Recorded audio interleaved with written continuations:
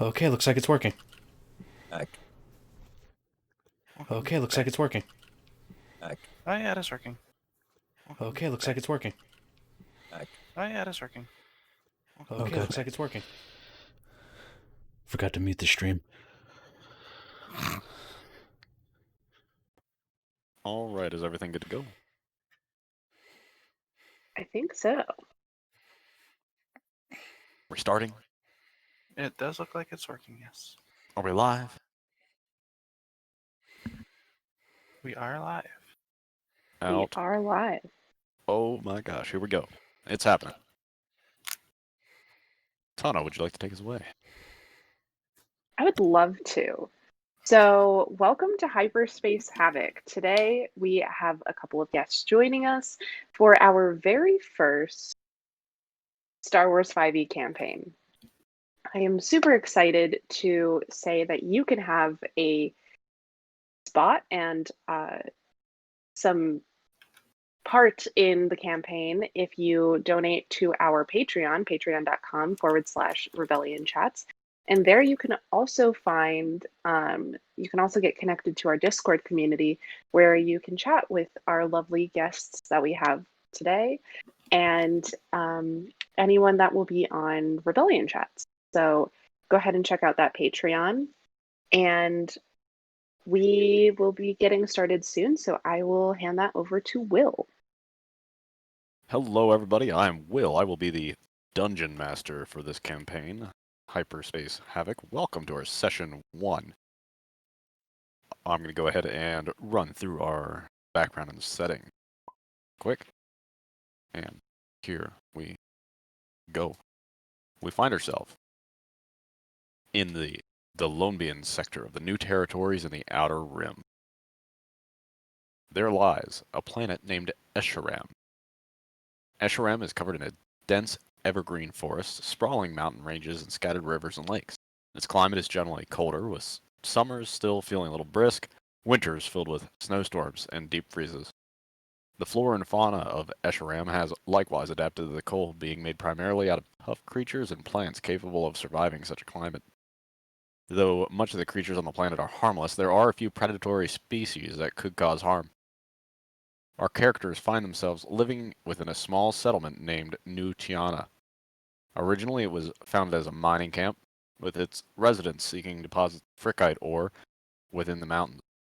However, the mines proved to be less substantial and most have been abandoned, as the cost to run them proved to be greater than the profit made from the little ore that was harvested. Now, New Tyhanna is primarily composed of hunters, which seek some of the rare species of animals on the planet, and ranchers that tend to a herd of Urochthra, which are large, four-legged mammals and distant cousins of the bantha. Unlike the bantha, Urochthra are seen with white curly fur, smaller mouths with longer snouts, which are better for finding roots to feed upon in the deep snow, and straight spiked horns to protect themselves from the planet's predatory creatures. This distant settlement also tends to be a prime location for those seeking a simpler way of life from large populated areas, or for those with more nefarious paths and attempting to lie low. New Tiana is made up of a cluster of somewhat small, tightly packed circular homes with a darker brown material, kind of similar to a concrete, as one might see, with high-angled black roofs in order to prevent snow from stacking upon it and causing damage to the structure. Most of the outskirts of the town can be found with various Urochthra stables, and throughout the town can be found butcher shops, hunters guild. There's also a town market and a long section of the street in which inhabitants come to trade, sell goods, and a small but cozy pub named the Tiana Canteen. Generally, a lot of wood smoke can be found coming out of the chimney tops of houses, and villagers can be seen leading Urochthra, drawn hover carts carrying crops or wood. An occasional speeder is parked in an alley or under small pavilions around the village, and one or two small starships can be found docked on rudimentary landing pads around the town.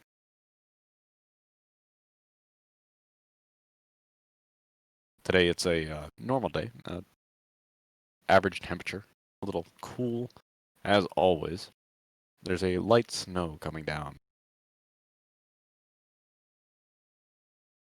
in the center of the town. And we are going to go ahead and hand it off to our various characters here and players and have an introduction. We'll go ahead and start with Kelsey. Hello, I'm Kelsey. Though for this one, I'll be going by the name of Rutbiki, as that is the last name and the easiest. Rutbiki is a Chiss of the Naruto clan, not Naruto. Very different, I swear. He is an ex-Navy for the Rebellion and the new fucking Navy. I can do this. The New Republic Navy. That's Gotcha. it. Being a Chiss, he's usually looked down upon, so is more than happy with being on the fringes. He's an overly sort of analytic person, as many of the people would know. He made it to captain and still at times will wear his uniform. He's very reclusive, otherwise only doing translations between different languages and making different ciphers for those who pay high enough. Otherwise is a member of the community who is quiet and reclusive about his reasonings as to no longer being in the Navy. Very well. How does he spend most of his days? Being a Chiss and obviously being used to sort of the hatred many have, he usually spends it reclused in his home, as he's not used to acceptance, being an outer world, and not only that, but Chiss, which is almost always looked down upon by other races. So he stays hidden away for most of it. Fair enough. It's a perfect location for a bit of a hermit of sorts. Does he live within the town? He would live near the outskirts, not like in the main of it, but sort of just on the fringes of it. Okay. And then we'll move on to Tano. What can you tell us about your character? So, Ileana Devra is a Togruta. She's 25 years old. She has red skin and the classic blue and white montrals. She was born on the planet of Kairos, and that is a pacifist planet of the Togruta people. And she was taken as a young child by some slave traders, and throughout her life, she met many interesting characters that helped form her opinions about life and war and different things growing up in the age of the Clone Wars. And so now she eventually escaped that situation, and now she wanted to find some place that was away from the Empire and also away from the people who took her as a child. And so she escaped to the planet that we are exploring today. And she is kind of a little bit of a recluse. Everyone knows her. Everyone knows that she lives on the outskirts of town, but nobody really knows much about her. And she kind of enjoys that. Very nice. We're a bunch of anti-social party so far. Outstanding. The idea of social needs as a lie, all of it. We'll get to our exactly. more social characters here in a moment. With that, we're going to go ahead and roll on to Nomad with Jothka. So Jothka is a 26-year-old Ikani male who has finally managed to return home to the planet of Eshoraam, where he was born and raised by his family after being forced into the Imperial military just before the fall of the second Death Star. While he was away at the academy training to be an operative, the second Death Star was destroyed, and in the panic and ensuing chaos, uh, with the trainers and staffing kind of losing their minds, he and a group of fellow operatives who didn't want to be a part of the Empire stole away on a Lambda class shuttle, making their way to another planet, and then from there found their ways back to their home planets. It's taken quite some time since then for Jothka to make his way there, since it's been about 5 years or so, having to do various other jobs and other such things in order to make his way home. Very well. Currently, he would be probably walking through the village square trying to make his way home. So did he just get back to Eshoraam? Yeah, Like just landed. would have maybe a couple of days prior. Gotcha. Whatever happened to that shuttle? They landed. So the shuttle that they escaped on, they landed on a different planet, and then he, over the course of several years, found passage back home. Okay, ditched the Lambda. Yeah, in order to kind of not be tracked, given the fact that it was probably rigged with some sort of tracking device or other That makes such. sense. I'm sure that draws a lot of attention too. So not a bad idea to not be near a Lambda. Especially given the fact that he was trained by the Empire as an operative, you know, would Indeed. attempt to not incur that level of suspicion. Noted. Now on to our. Is there anything else that you'd like to say about Jothka? Nope, that'd be it. Okay, now we have Vendarium, and she has. Is it Giselle? It is. Good. What can you tell about Giselle? Well, Giselle was. Well, I'm sorry. One moment, real quick, because species and things. So Kelsey has Chiss. Most should be pretty familiar with Chiss as a blue skin, like red-eyed, near human kind of individual. Usually keenly known for their intelligence. Everybody should be fairly aware of what a Togruta is. With If not, Ahsoka Tano's Tano. character. Ahsoka Tano is one. Ahsoka Tano out of the Mandalorian or Clone Wars, so that people should be pretty familiar with that. And Nomad, yours is Ikani, is that right? Yes. So the Akani were a martial-based race. They all look very similar to each other, especially within their families. They tend to have chalk pale or dark skin color. Their hair is generally white with silver eyes. Um, they are known to be attuned to the Force. However, that does not mean that they all necessarily know how to wield it, um, especially without proper training. Right. Other than that, not much and else is. also a rather like humanoid species. Is that correct? Yes, Noted. I have a picture of my character when we start playing. Gotcha. We probably won't be using pictures unless you like have the like copyright rights to that. And that's cool, but otherwise, avoiding claims. Anyway, sorry for the interruption, Vendarium. Could you go Yeah. ahead and continue? So, Giselle is a Zeltron, which is again another humanoid race with a lighter array of colors such as blue, pink, and like a darker orange. However, Giselle is a pink Zeltron with blue hair and hazel eyes, kind of like a bob cut.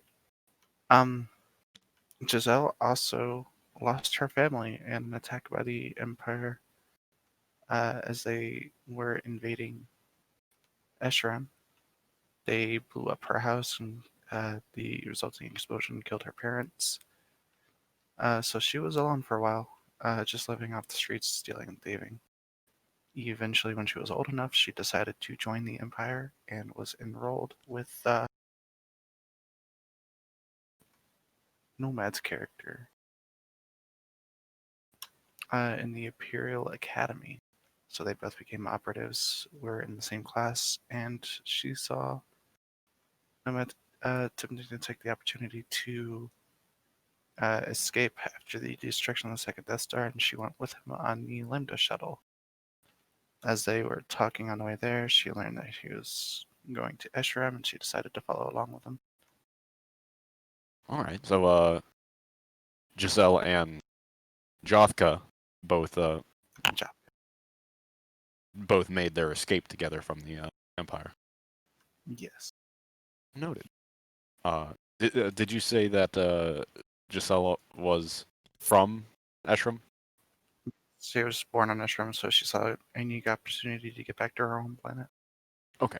So, the two of your characters both from and now returning to Eshoraam. Mhm. Noted. Very good. Is there anything else that you'd like to say about Giselle? No. Good deal.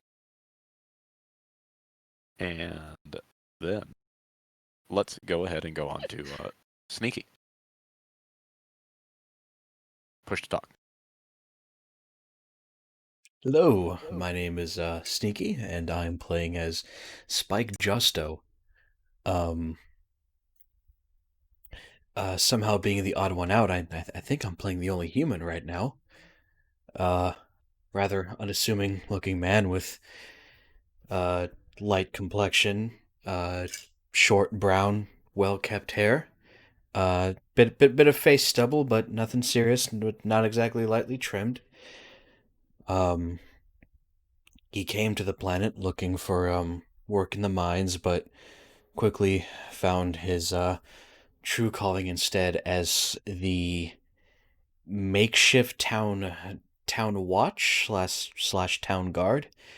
When any of the local fauna got a little bit rowdy, he would be called upon to take care of it, either luring it away or just outright eliminating it.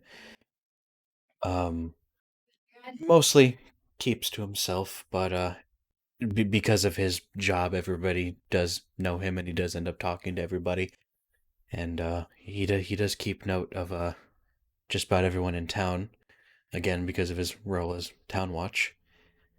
I believe that's about all. Very good. Note taken. And then last but not least, we have Rebo. Well, I do happen to be the other human in the party. I'm 20 years old, 5'9", medium brown hair, and blue eyes. I was raised on Coruscant. My parents were both droid engineers, and but they weren't really great parents. They just were scientists kind of thing. I did learn some of their skills from them, but being 20 years old, I was bored with the way things were going, so I thought I'd go to the seedier part of town and see what's going on down there. Well, while I was down there, I got captured by some slavers, and they put me on a ship and took me out into space, and I thought I'd never see my home again. Until on this trip, some Mandalorians attacked the ship, freed the slaves, and put us down on this planet here. I don't even know what this planet is. I just got dumped here by the slaver ship. So I'm broke, got no money, trying to find a job to get some money to go home. Very well. Bit of a wandering soul rescued by the armored clad individuals laid upon the planet here. Sneaky, I'm sure that you would, as the town watch or makeshift marshal of sorts, would certainly be aware of some individuals as heavily armed and notorious as Mandalorians making their way into your humble little settlement, leaving an individual who I'm sure that you would have met, and I imagine it's been about a week now that you and Rebo would have been acquainted as well. Perhaps showing him the ropes, walking around, exploring town, finding a nice little bunk for him to spend the days. Is there anything that Rebo and Spike would be discussing during your time together?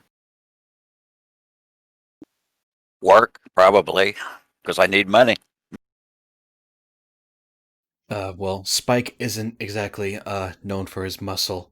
He's always more of a mediator than a punch the problem until it goes away kind of guy.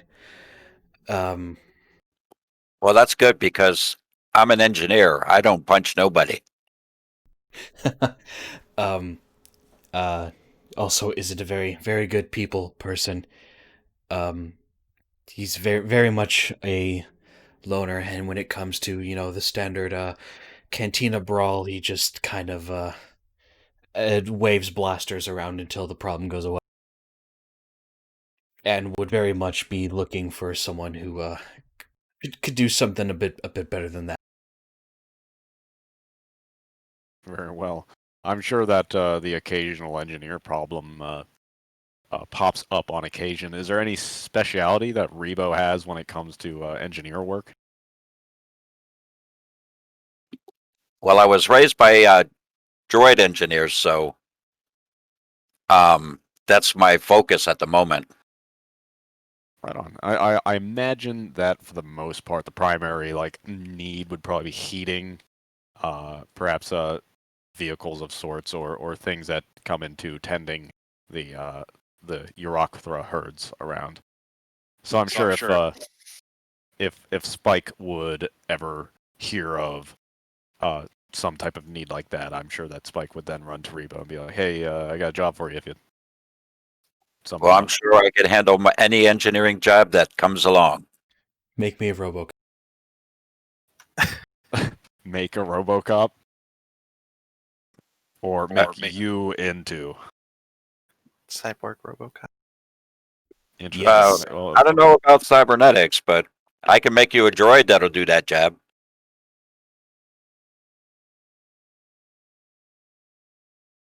Interesting. That might Anyway, just work. question I had then. So Spike is 29 years old. Has Spike been on in Tanya for most of his life? Tyhanna? Yes, I imagine he would be familiar with the place quite a bit, especially with the outskirts and surrounding area of the settlement. Okay. So Jothka and Giselle had were born upon Eshoraam and Tyhanna. Would you be familiar with them? Do you think that Spike would remember them from their youth before Tyhanna was at some point struck by the Empire and spirited away some of your citizens? What's like a guesstimate of the population of this place? Rather small. I'd probably say around 500 people. Oh, in that case, definitely. Might take a minute to recall, but okay. Note taken. And then we have Kelsey's character. Is that Kalak? Yeah, you can call him Kalak or Rootbeaky. Okay. Kalak. And Aliana? Yeah. Good. Okay. Anyway, so this will be a normal average day in the settlement of Tyhanna. Stand by 1, and we are going to boop this in. Hopefully it doesn't break anything.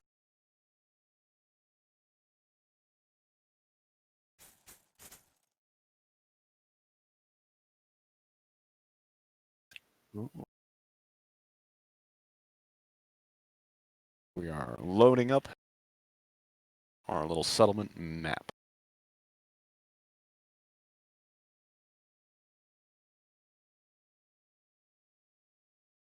Yep, it is a average day. It's probably about mid-afternoon. There's a light snowfall coming down. It's not overly cold for the planet's normal temperatures. Pretty average overall. The townsfolk are moving about. There is the occasional Yurok pulling a hover cart with goods and supplies to market. The market is kind of bustling. A number of individuals. The market would be this little like fenced-in area over here. Various stalls set up with people exchanging goods. A few various small little space docks, landing pads, and the center building is the canteen, where oftentimes a lot of the passerbys or hunters come for a meal or to find a bunk. And then you have your various houses scattered about, to workshops or butcher shops about. I would say that we have Spike and Rebo walking down the main town. Perhaps a let me just throw my note cards.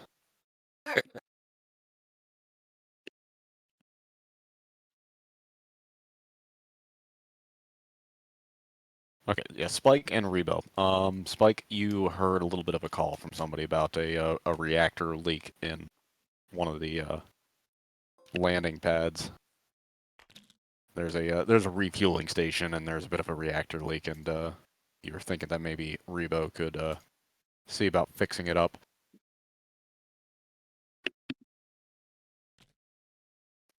You come to Rebo, and I'd say he probably has a little bit of a bunk, perhaps in the canteen.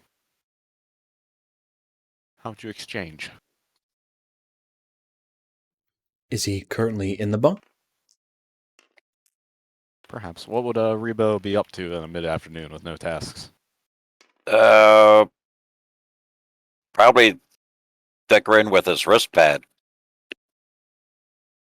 doing calculations.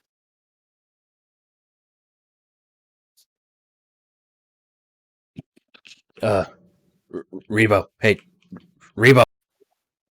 Yeah. The reactor's acting up again.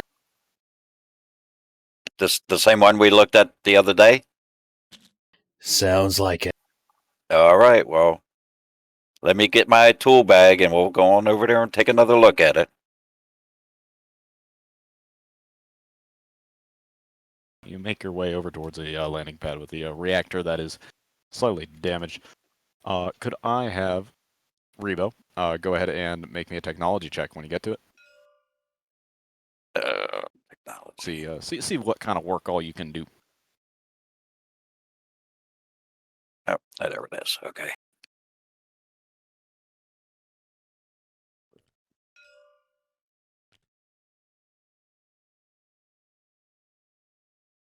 $13 on the dice. What's your modifier for technology? Oh, he hasn't rolled.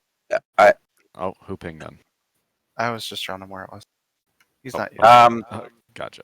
I have a +6 in technology. All right. Can you give that a roll? In Easiest the way game. is to what's up? I was just letting him know it's in the game. How do you roll this dice? Just click it? Easiest way is to click and drag for a box to highlight the die, and then hit the R button to throw it up in the air. I usually like doing it a few times to give it a good spin. Okay. Just kind of tap it like 3 or 4 times. Just hit the R over top of it? Not the bag, but the dice itself. Oh.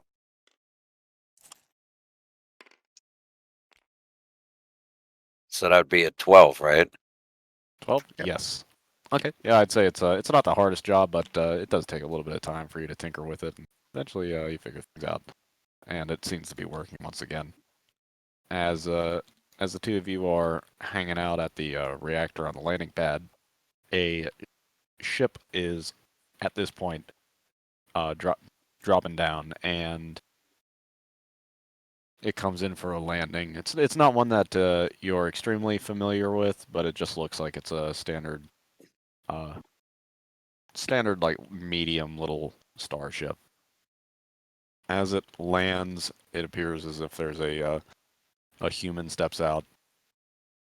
Average human. He gives you all a nod. He's like, "Is this Tyhanna?"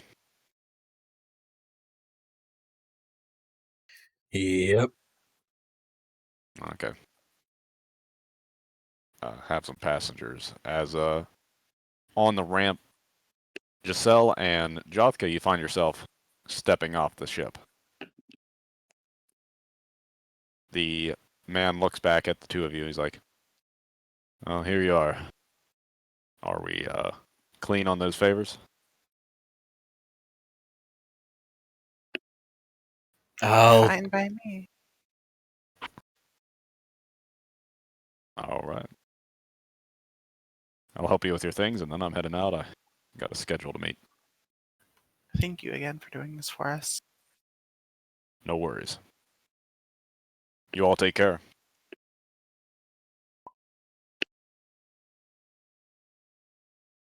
Jothka gives a little nod, grabs his stuff, and starts walking. And Giselle would follow in suit with her little backpack in hand. Oh, Will, question. Out of Yes. character question. I can't recall if this was established. Are we in the outer rim or something more central? Yes, you are in the outer rim. What exactly did I say? The Delombian sector? The Delombian sector of the new territories within the outer rim. So it is a rather distant planet, really on the outsearch, and this settlement itself is pretty much the only actual civilization along the planet of Eshoraam.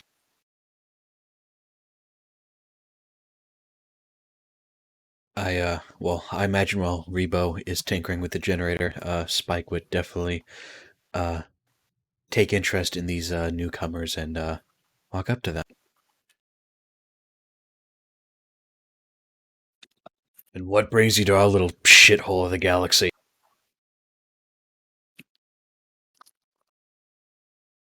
Just hoping to visit home, see how it's changed.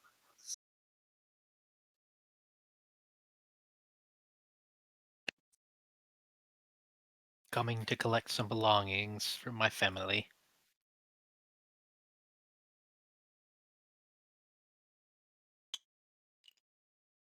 Can I roll, oh geez, what would this be?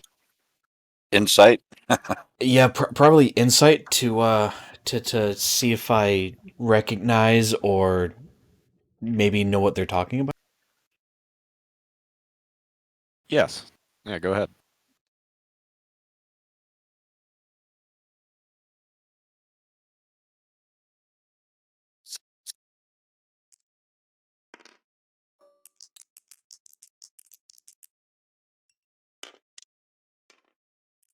Oh dear. Okay. Well, that's a 24.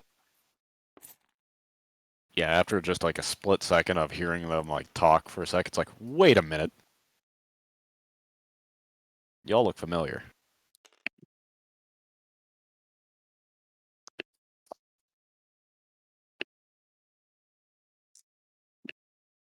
I think I've seen your faces around here before, if I'm not mistaken. Oh, it's probably been about 6 or 7 years since I've been here. It would be the same.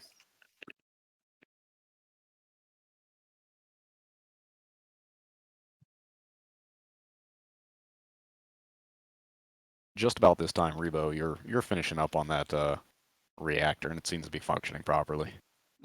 Okay, I'll come over to Spike and tell him I think I'm finished over here. Hi, I'm Rebo. What is your guy's name? I'll hold out my hand. She'll shake it. Giselle will shake it and reply with, "My name's Giselle. I was born and raised here on the planet. Oh, that's cool. I wasn't born here. I've only been here a week and looking forward to getting the hell out of here. Ain't everybody.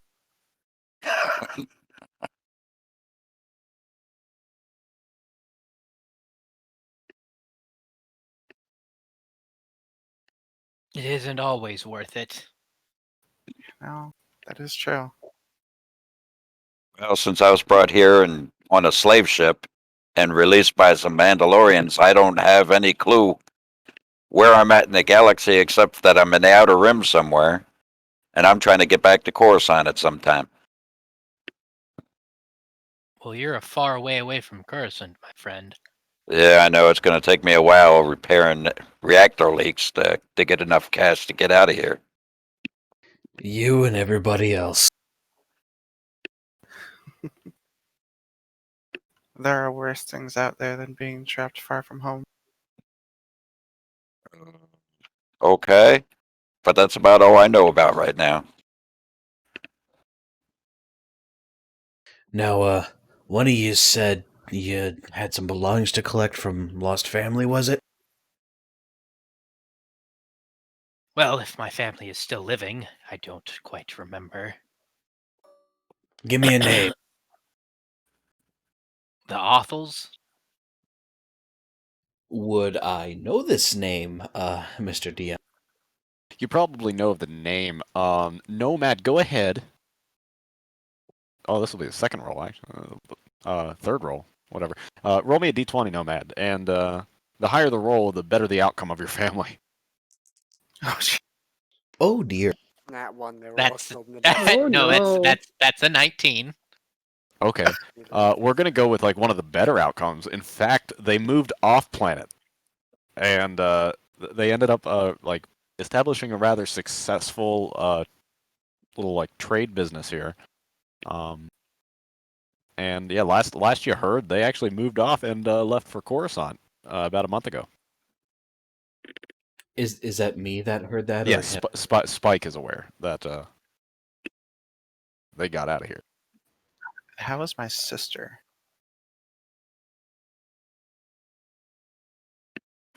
Well, I've got good news and I've got bad news about your family.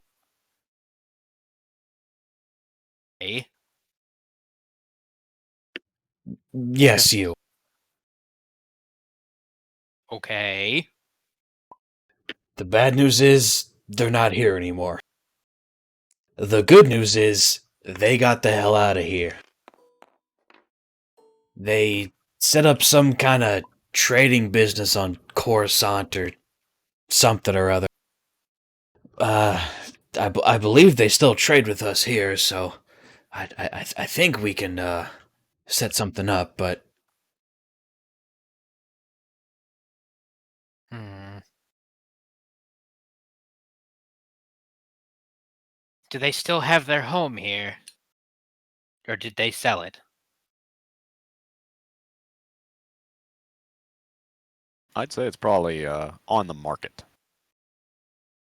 it's been listed for sale, but we don't exactly have many newcomers looking to buy real estate here. I don't think it's been touched too much. Okay. Would it be alright if I went to it? I don't intend to buy it, but there may be some things hidden away there that may have been left behind. Don't see why not. Hasn't really been touched in insert chronological unit that they've been away here, Mr. D. About a month. It's only been about a month. Hasn't really been touched too much.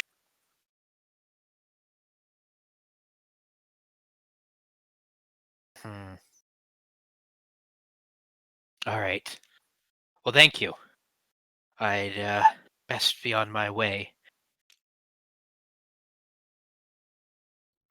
You know Well, your way there? Giselle, I believe I remember, but if you wouldn't mind, could you point me in the direction? It has been some time.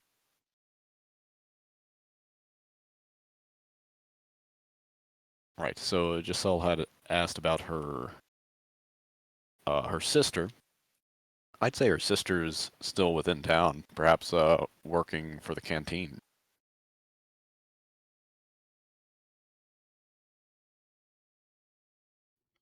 Uh, real quick,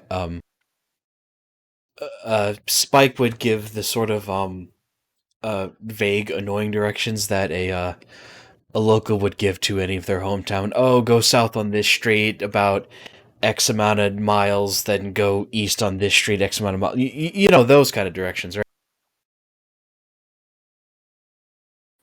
Do I? Right. Oh, this was directed towards uh, uh darn it, I'm sorry, Nomad's character. Jothka. Joth- Yes, that was directed towards Jothka's question about where the home was. Well, thank you, sir. I'm sorry. What was your name again? Spike. Thank you, Mr. Spike. Uh, Giselle, if you're wanting to, you can come along. I'll accompany you, but I do have to find more information about my sister at some point. I haven't seen her since we left. I did recognize Giselle, correct? Yes. Yes. Giselle. Giselle. The name sounds familiar. Wait a minute. Your sister still talks about you. Does she? Do you know where she is? Works at the cantina. Shouldn't be too hard to find. Ah, perfect. I appreciate the information. Spike.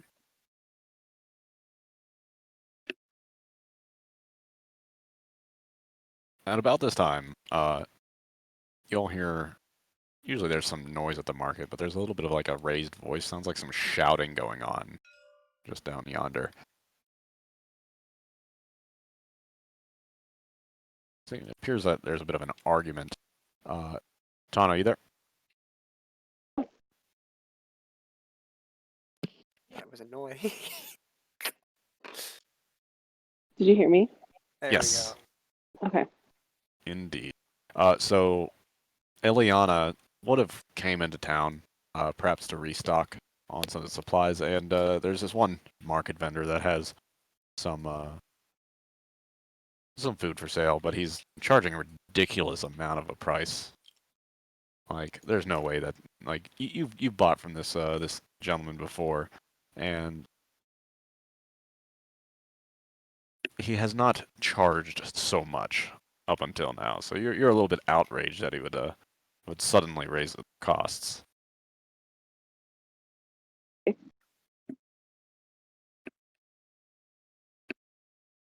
Do you want me to start talking to this vendor?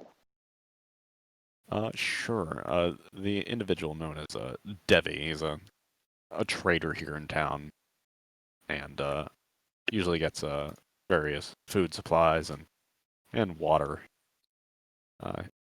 He looks at you and he's like, "No, that's the price. That's what it is. You take it or leave it. Go to another vendor."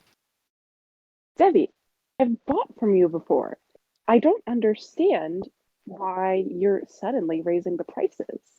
It's not like it's not like anything changes here. It's trying times. It's always trying times here. We're in the Outer Rim. Well, then you can make your way to some fancier planet and, express the market value of potatoes there. I don't care. Debbie, I don't understand why you won't just charge your normal prices. There's no reason for me to go to some fancier planet. I can just stay here and buy from you. I don't understand why you're raising the prices. Listen, I just need the cash, and it's the way things are. So you can either beat it or deal with it. You know what, Debbie? I thought that we were friends. I really did. But you know what? I'm just going to leave now because I don't talk to anyone here, and you are like the one person I talk to once a week. But you know what? I'm going to go somewhere else and I'm going to take my money somewhere else. You got dirty money. I don't want your credits. You don't want my credits? That's fine. You've made that plenty obvious. Well, fine. My good rations here are not worth. If in fact my time's not worth it, get out of here. Beat it. Bug off.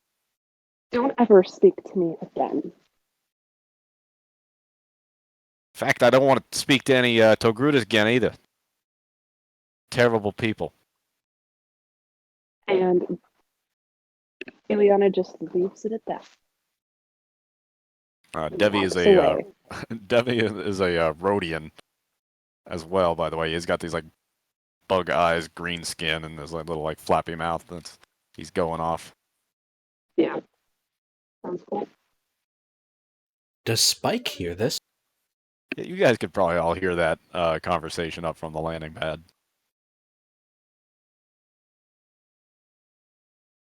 Spike is going to stroll up to, was it Devi's stall? Yes.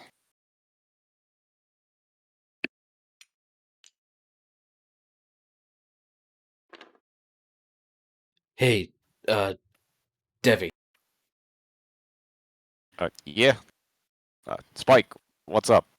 You know you're supposed to, actually sell something to customers, right? Not just, drive everyone away. Listen, the prices went up, and I still need to make a profit. It's the way things are. And how much profit have you made today, exactly? I made 2 sales. 2 of them. Yeah.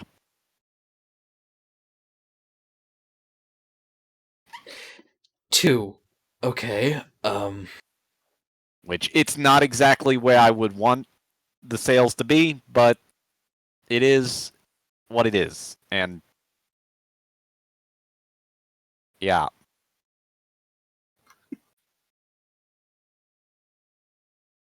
alright, listen, okay? I'm not exactly Listening. a businessman, but, food doesn't last forever, right?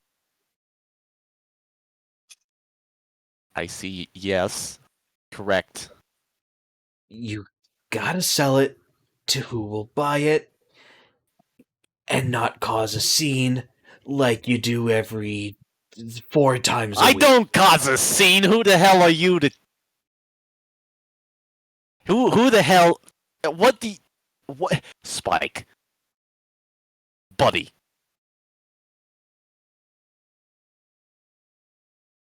Aliana decides to walk up to Spike, grab him by the arm, and pull him away.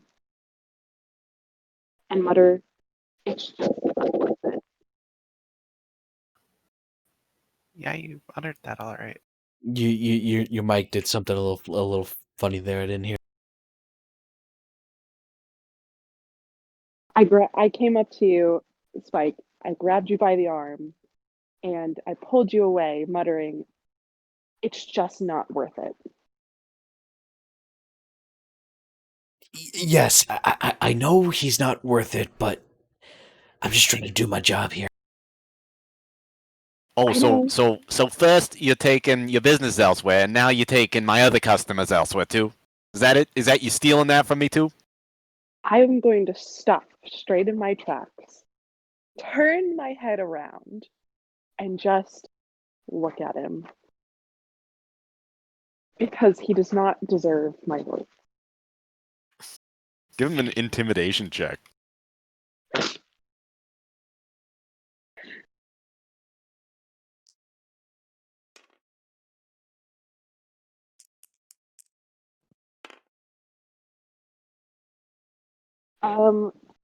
That's a D20 on a D20. That is What, a you 20 rolled a on a 20? 20. I rolled a 20. Okay, that is what is known as a nat 20, and for anybody that's familiar with D&D, that means you did real good. you snap around and like give him this glare, and he's just like, there's like a brief moment. It's like there's like flurries coming down, but it almost seems like everything pauses for a sec as he like looks into your eyes.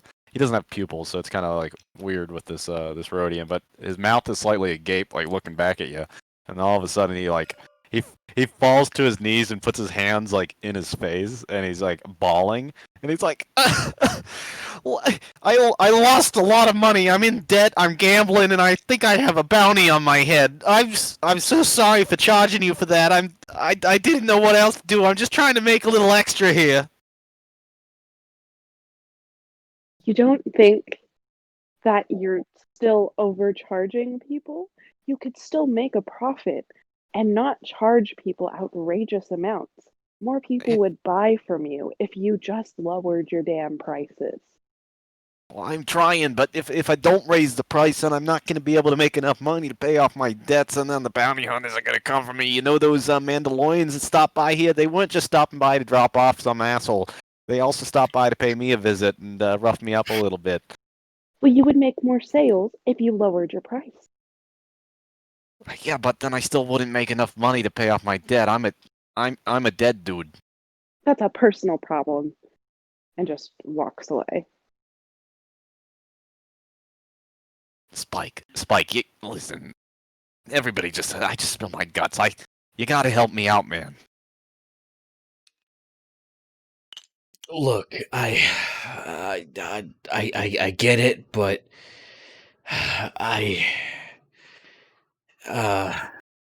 I can try and do something about those roughing you up, maybe, but you know how Mandalorians are, right?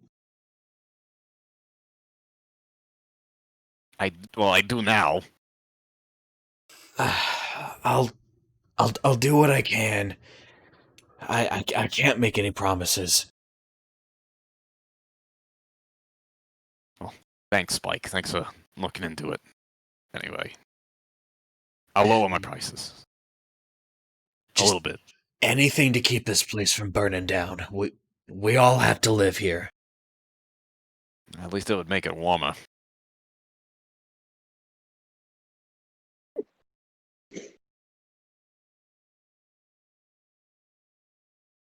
Yeah, I guess so. All right, Jothka, what are you doing? What are you up to?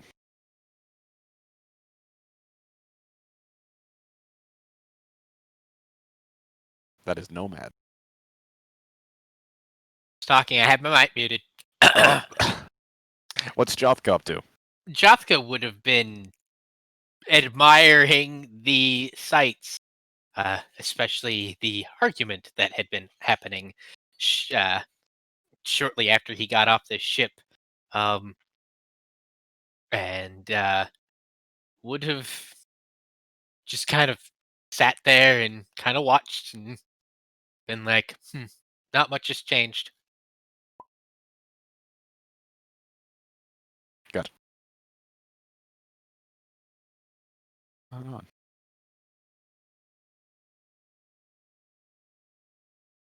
Who the hell are these guys?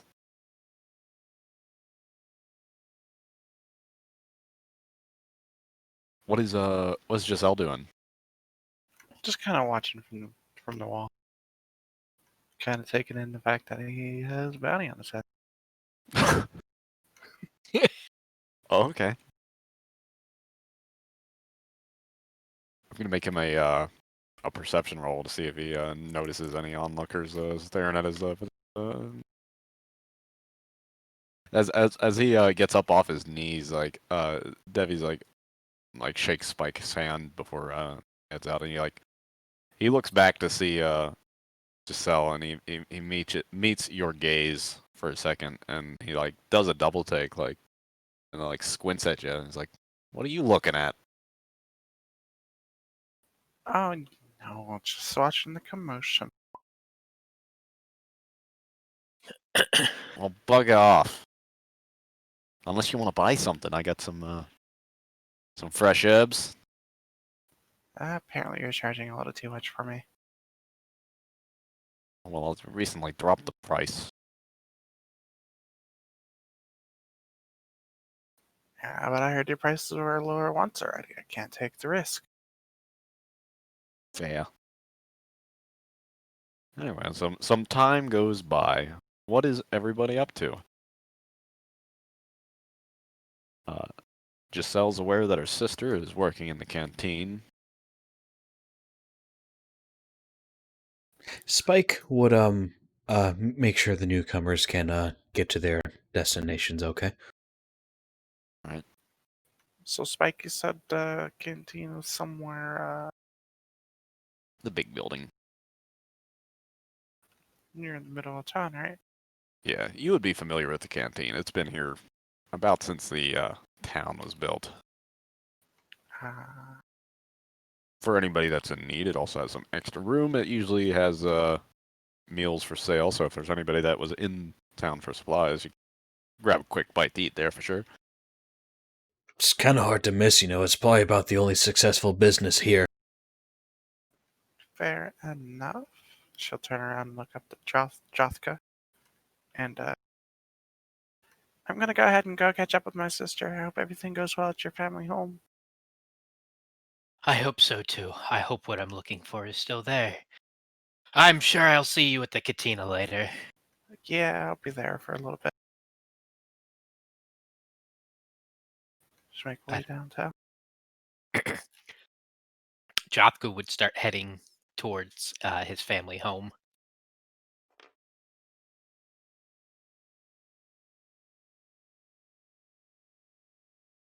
Jothka, where would you think that your family would live? Would it be more in like towards the center of town or outskirts? Or then again, if it's been some years, then at that point the town could have grown a little bit. Perhaps it's become It would have. partially. I mean, given that when they were originally there, they weren't a very well-known family.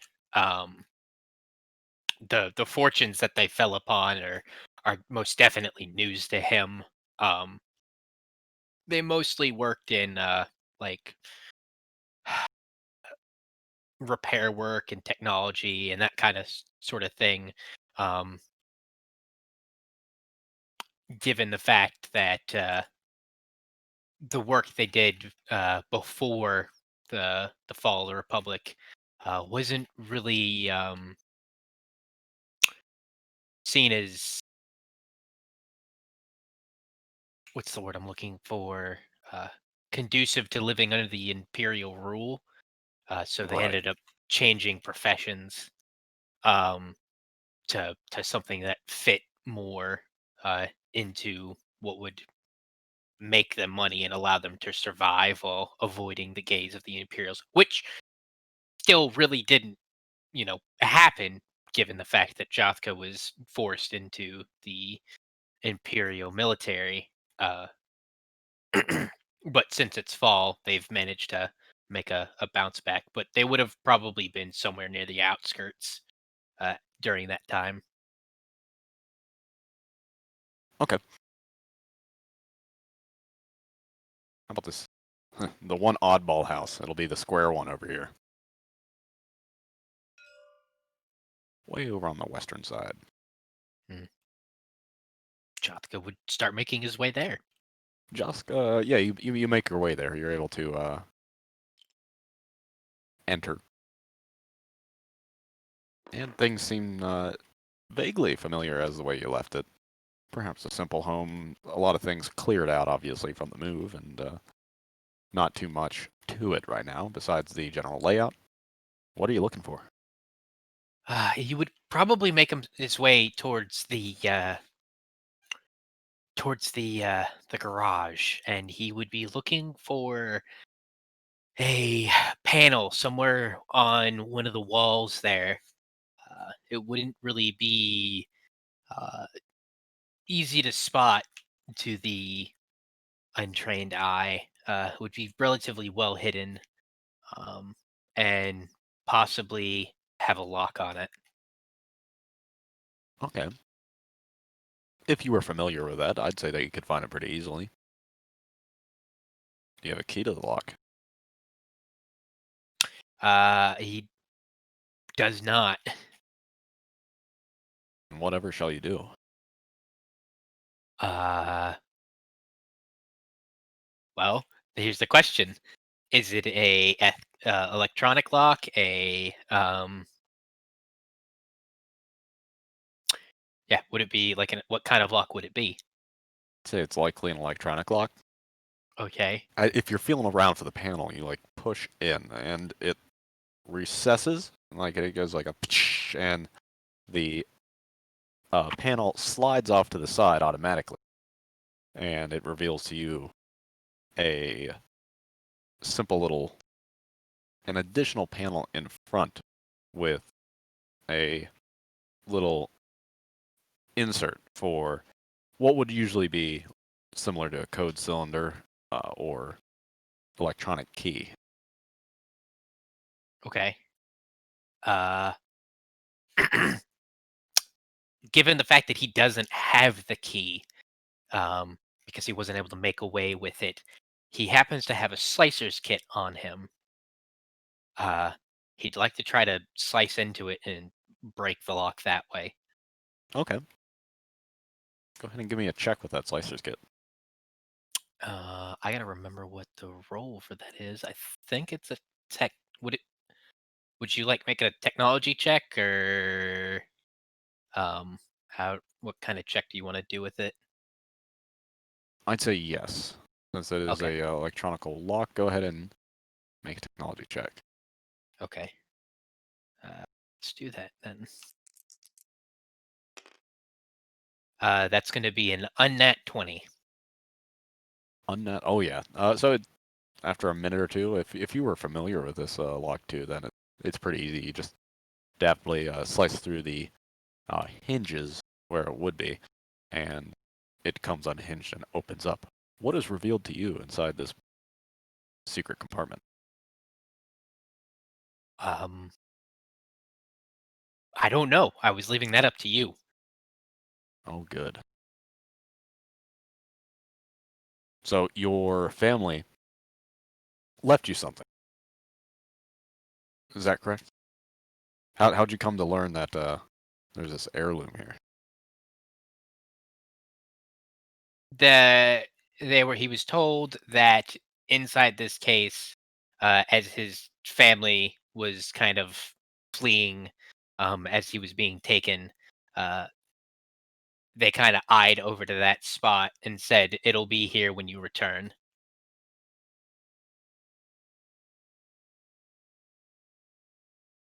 All right.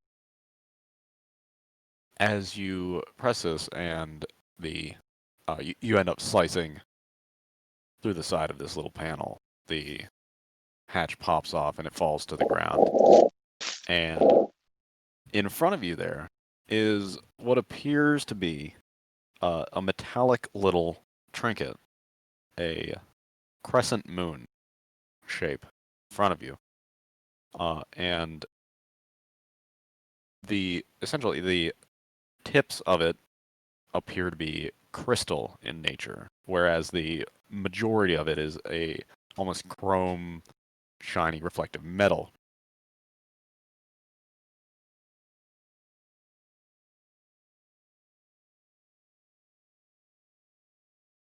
He would reach in, he would take it, he would examine it closely.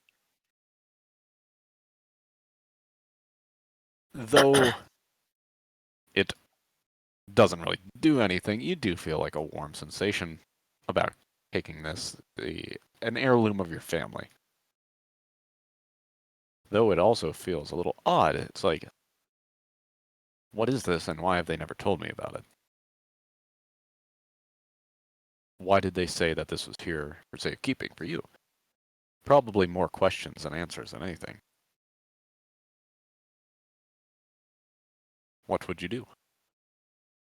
He would, after inspecting it and looking it over, does it bear any sort of inscriptions or anything like that, or is it just the metal is a plain metallic sheen?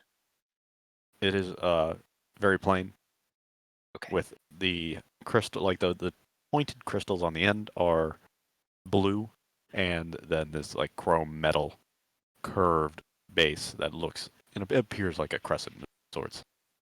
Okay. It is about the size of like thumb. And you said it's like a medallion, basically. Not exactly. It is it's not on a string or lanyard or anything. It is just Okay. an object. He would take it and put it in a pocket inside his jacket that he's wearing. All right. The rest of you,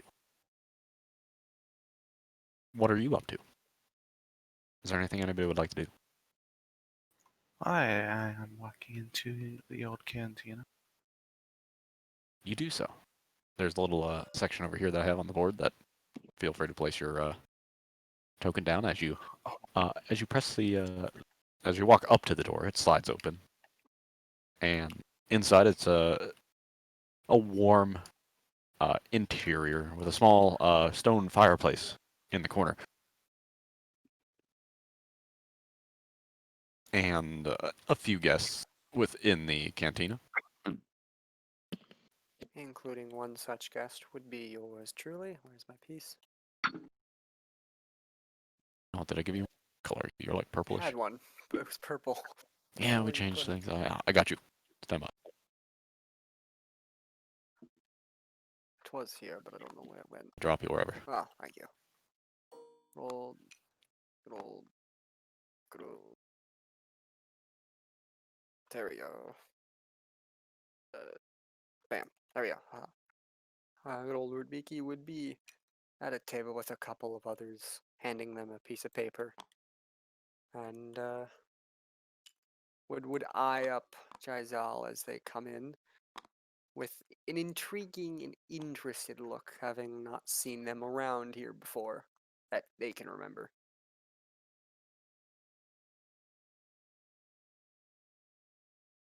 Fair enough. Just so as you walk in, there's an individual across the counter that appears sister. She was laying out some, or appeared as if she was she had like a tray in which she was putting dishes down below the counter, and she looks up as you enter from the sliding door, swishing. She stares for a moment as a bit of the light's like kind of adjusting, and she's in awe, looking back at you.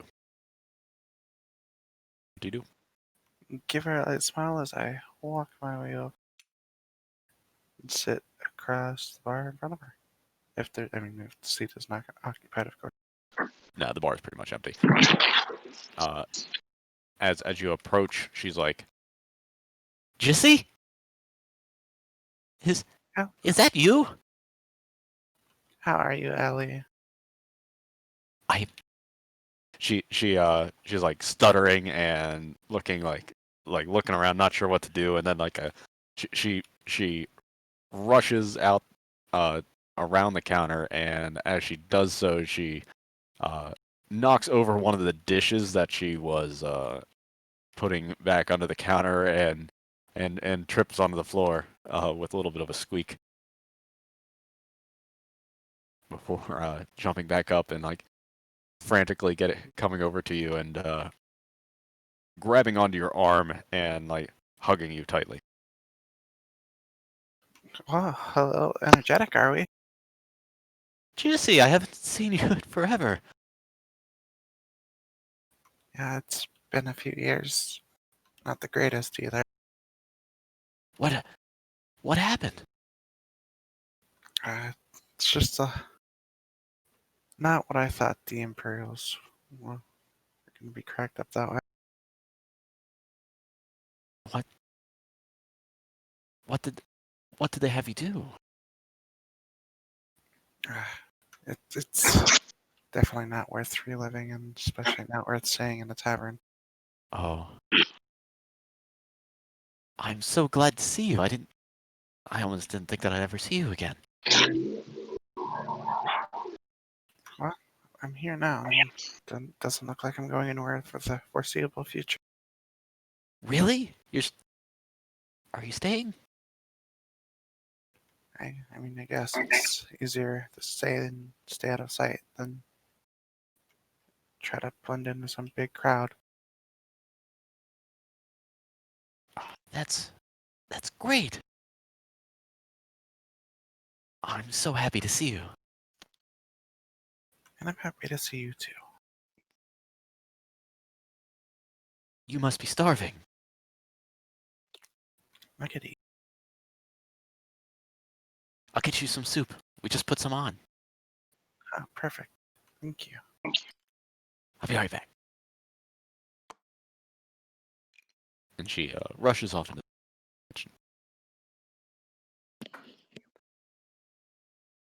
Would Rutbiki be able to overhear this? Yeah, I'd say so. She's probably pretty loud about it. All right. Rutbiki would stand up, having finished his. Oh, Tana, you're echoing. Oh no. The sling got me. Just having finished his business, would go up to the counter, sitting next to Jazal, and would look at her, and in a very low tone. So, you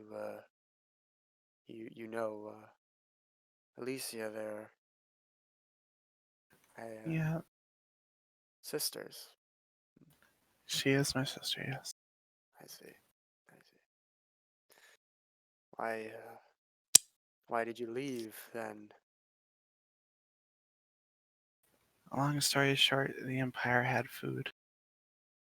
And I You- did not. You joined the Empire. I must say, I don't fully agree with that, even for the food reasons. Knowing what I know now, I no longer agree with it either. He leans in, takes her by the shoulder, not in a very sort of threatening tone, but more of a factual thing. Very lucky that you're no longer a part of the Empire. Just letting you know. And would let her go and would go back.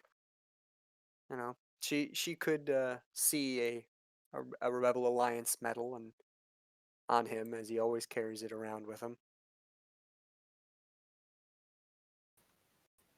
Bit of an ironic twist about that. I guess it would be. It would be. As Rabiki would be like kind of stepping away. How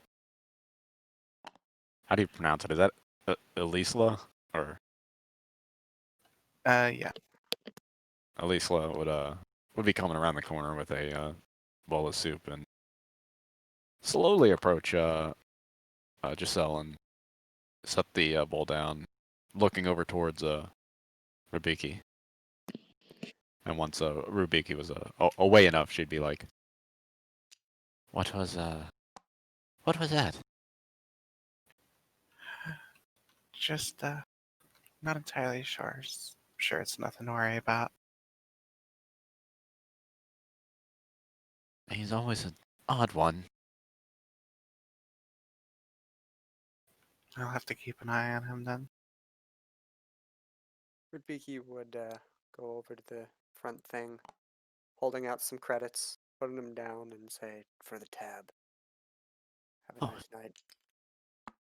Thank you, sir. Would begin trotting along. And which one of these odd little buildings is the actual? The middle big one. This one. Got it. Oh, yep. Just about this time, anybody else that would be making their way into the canteen may do so. I know I'd want to be going over that way because I want to drown my sorrows in a beer for realizing that I'm going to be here for quite a while. Indeed, and perhaps Spike would be willing to congratulate Rebo as once again the reactor to the landing port was repaired again. Hasn't blown up quite yet. Trying. I don't see why not. Give me time. Give me time. And then it was how do you pronounce that? Is that Eliana? Tano.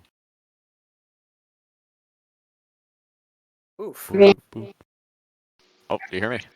Yes, There we go. Is it Aliana? Is that how you pronounce it? that's how I'm pronouncing it. All right. So yeah, Aliana, you didn't get your food from your normal supplier, but you do know that there's meals at the canteen. Would you stop by there to grab a bite before you head on out? I think I would. Right on. So I'd say that you, Spike, Rebo at least would be walking together. Perhaps see Jothka coming back from his home on the way back, and Rubiki just coming out. Jothka, what attire are you wearing? Do you have any imperial markings? Any imperial markings that would have been on his clothing, he would have ripped off or he would have replaced. He's actually currently wearing a long blue and white jacket. It's got white markings along it, more like stripes and like diamonds along the collar.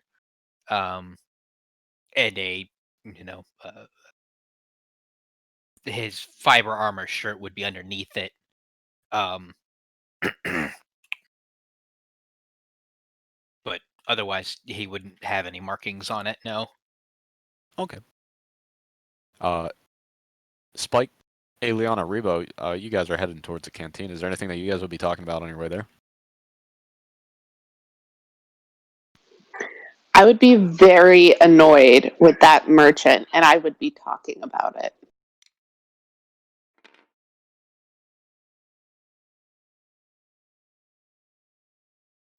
Spike I would wouldn't worry probably about be him too listening much more. with that price on his head.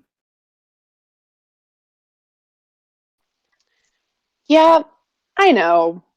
But at the same time, it bothers me that he just can so suddenly change his ways and then go back again and lower his prices.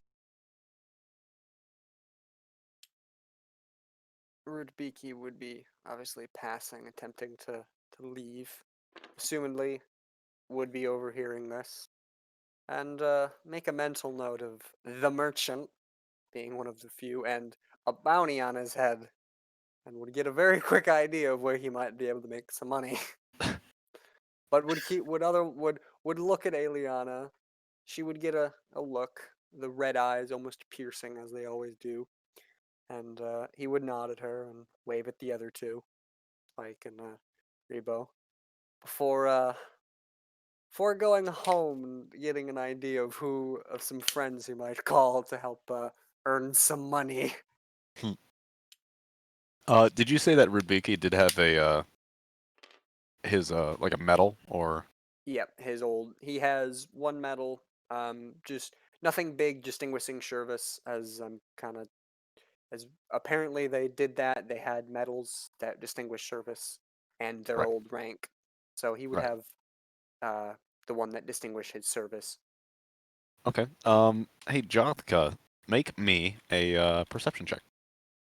Perception check. Okay. Yeah.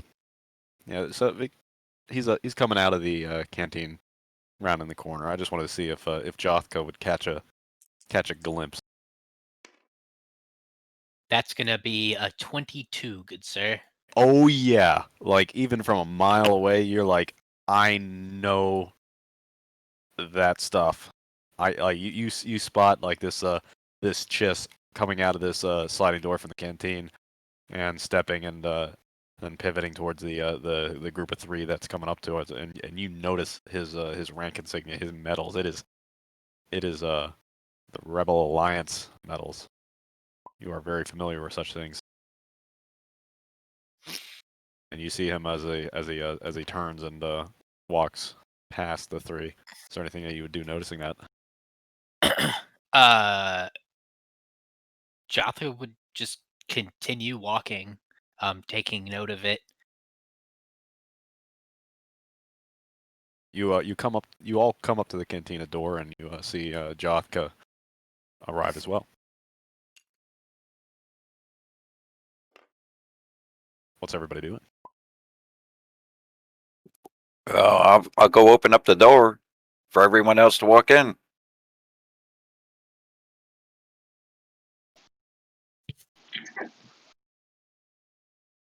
Then you all enter. The party comes into the canteen. If you feel free to place your character over here. As said, there's a little bit of a fireplace in the back corner that's crackling, and it's a warm, cozy interior. A few customers about. Elikla is likely catching up with Giselle. Is there anything that you two would be talking about?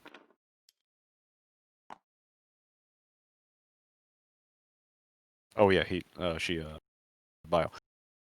They are talking there, probably likely Elisla asking more questions than anything as you all walk in.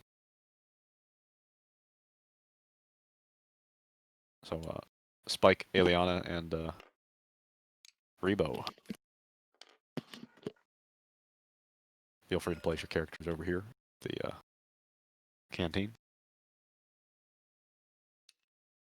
Do you all take a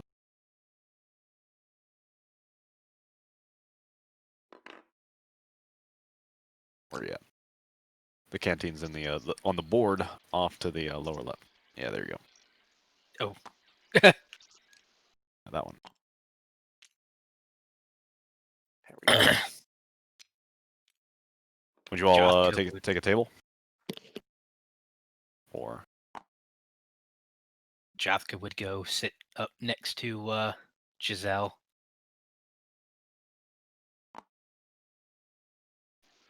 Eliana would just head straight to the back dark corner and sit there. sure thing. There's a lone table over yonder. If you'll move a piece there, feel free to. Spike And, would head up to the bar and order something strong.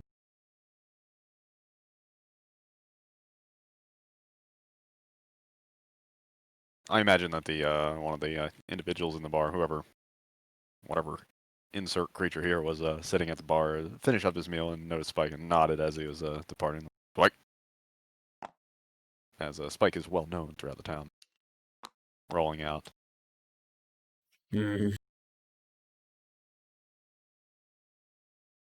Elisla is a little preoccupied currently, as she's over there chatting. And anybody, if you try to like order a drink, she'd be like, wait, busy, chatting with her sister. So anybody else they're trying to order is temporarily kind of just on standby now. Right quick, Root Beaky, what are you doing over at the marketplace? You know, Urdbiki is walking up to Devi and walks up to him. There's a little stall. And looks Hey, at what do him you want? and says, Devi, I heard you have a bounty. Any idea who put it on you? Who told you that? No one. Who put it on you? What's it to you? Doesn't matter who put it on you. Doesn't matter. Could I make an intimidation check? Yeah, go ahead. Sweet. Bring him the dice. There we go. Here's one. Bring her over.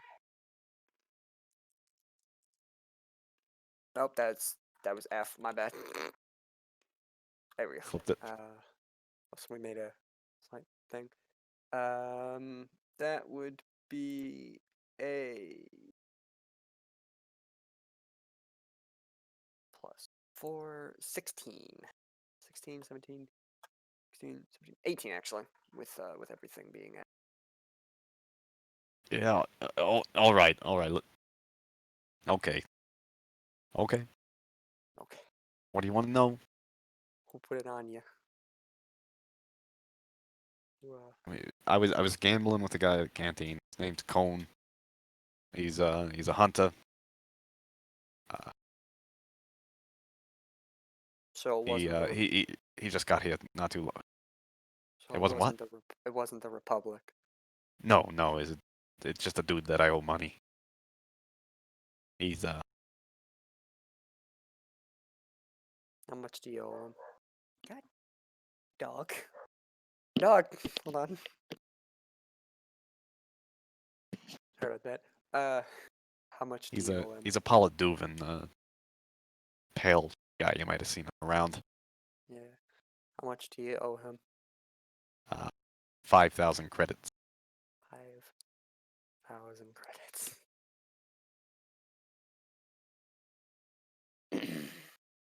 Rubiki would just sigh in absolute contempt. What?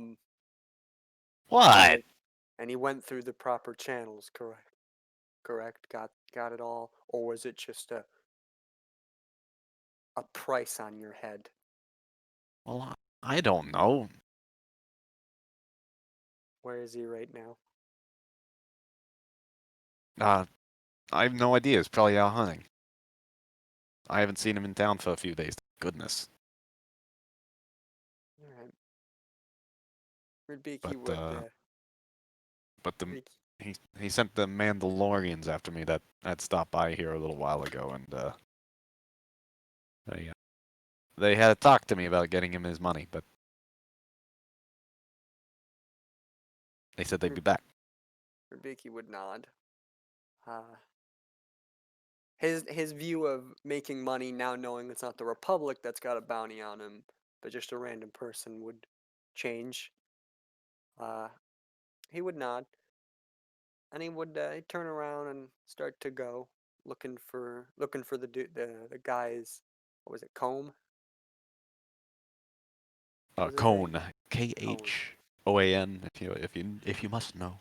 Cone He'd, is. oh God. Why did you ask? Just asking. I'll see if I can help. How about that? Oh. Well, thanks. Let me know if you ever need any goods, any supplies. I'll sell them to you at a normal price. Okay. He nods and leaves. Rudbiki would head to. Would Rudbiki know of Cone's good old house and which one it was? He doesn't have a house. Oh, he has a hunt. Oh, he's like one of those guys. He's a hunter. Yeah, he's a hunter. You're here to. Alright. He'd make a mental note of the next time he sees him in town. He likely might have stayed at the canteen for a night or two and departed Sorry, on a hunt. Hello. Rubiki would then head back to the canteen, trying to just find this dude with hopes. Gotcha.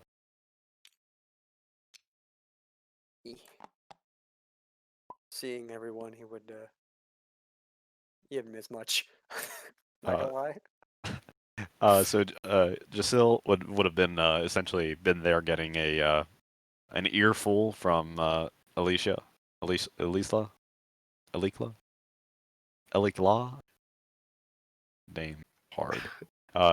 She's basically there like, so where all did you travel? What they have you do? Like, oh, how were the Imperials? I hear their officers are difficult. Oh, did you? What kind of ships did you? And all that. She kind of rests her head in her hands. Is like, Ellie, I'll get to it. I promise. Oh, yeah. How is the soup? Oh, you cannot believe the things that I've done. I've been working here for for the past few months. I was able to get the job. The owner Gam. Oh, she's great. She's been fantastic. The soup is good, and I'm glad you're getting money. And So so this goes on for some time, and the rest of the party essentially ended up making their way in here, probably stopping for a bite or something, and then Jothka comes up and sits aside you. What's everybody doing? Rudbiki would head to Alicia and would head to this side and look at her and nod and say, "Have you seen Cone around at all?" No, he left a few days ago. Hasn't been back yet. He would sigh and nod. Say, if you see him again, let him know I'm looking for him. We're gonna have a little chat. Oh. Has he done something? No, I just have some questions about the bounty, and I heard he put one up. Need to What make bounty? sure. Don't worry about it. I don't want to get you involved in anything. Just let him know I need to talk with him and ask him a few questions about the bounty he put up. Make sure it's going through the proper channels. Oh. Yeah, I'll let you know. Right. Beaky nods and looks at the others, seeing a lot of people in the canteen all of a sudden that he left, and look at Jizal and go, what's going on? You seem to have brought in a lot of people. Seems.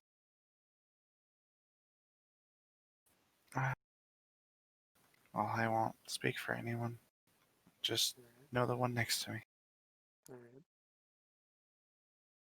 right. Eliana, he looks around, sees Eliana in the dark corner, and is a little confused.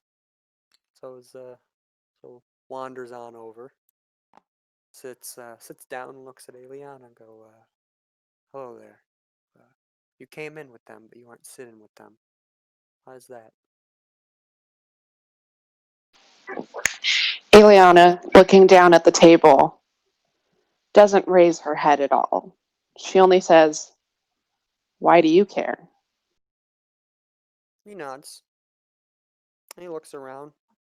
And to make sure nobody knows, he's going to speak to her in her native language of Torgreta.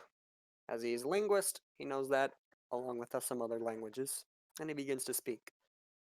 He goes, let's just make sure that no one else can hear. You and I are very similar. Don't like people.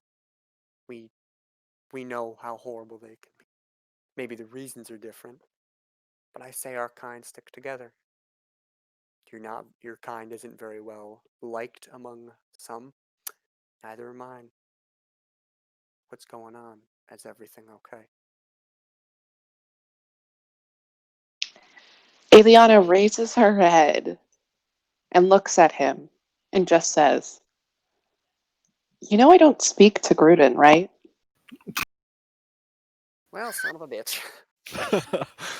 Well, now he looks. Meanwhile, put that on pause for a second. But once you walked away and out of ear's distance, Elisa leans in real close to Jaceel, and she's like, Jaceel, is the bounty on you? Bounty? No, Yeah. no. There's some merchant in the market that had a bounty on his head. Oh, thank goodness. Yeah, I would have thought nothing to with your work with the Empire, that guy, I think he worked with the Republic. Well, The Rebel Defiance. long story short, I no longer work with the Empire, so. Good, yeah.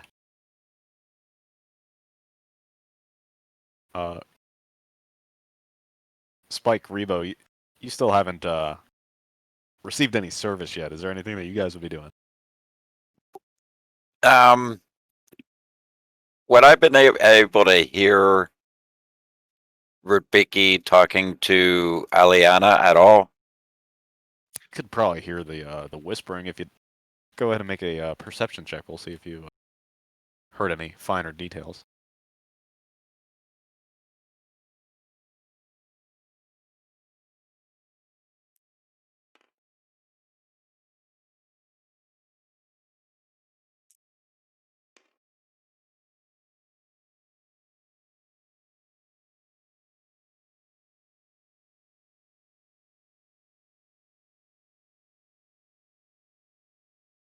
I have a +3 on perception. Is that what I would need to add to that?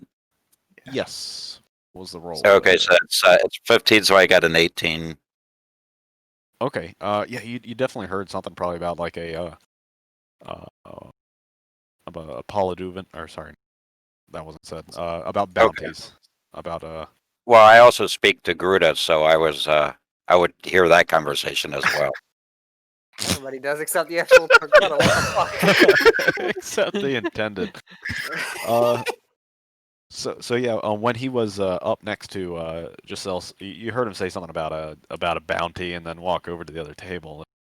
That is a little bit of a distance, and if it was a whisper, it'd probably be hard to hear. But you could probably make out that it was at least to Gruda that he was talking. Okay, that's probably the extent of what I would want to know. I don't specifically care what he said. I just wanted to know if I understood the language, which I did. Okay. Fair enough. Other than that,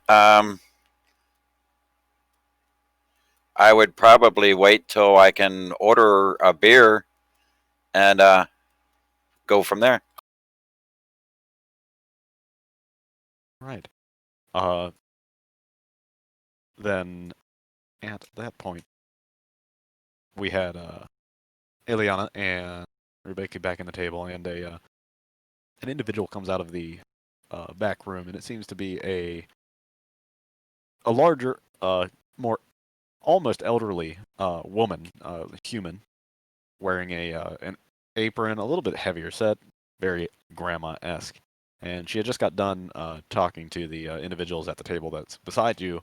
Looks like she's serving and just checking on, essentially waiting, and walks over to the two of you and smiles and nods and is like, "Hey there, dearies. Can I get you anything?"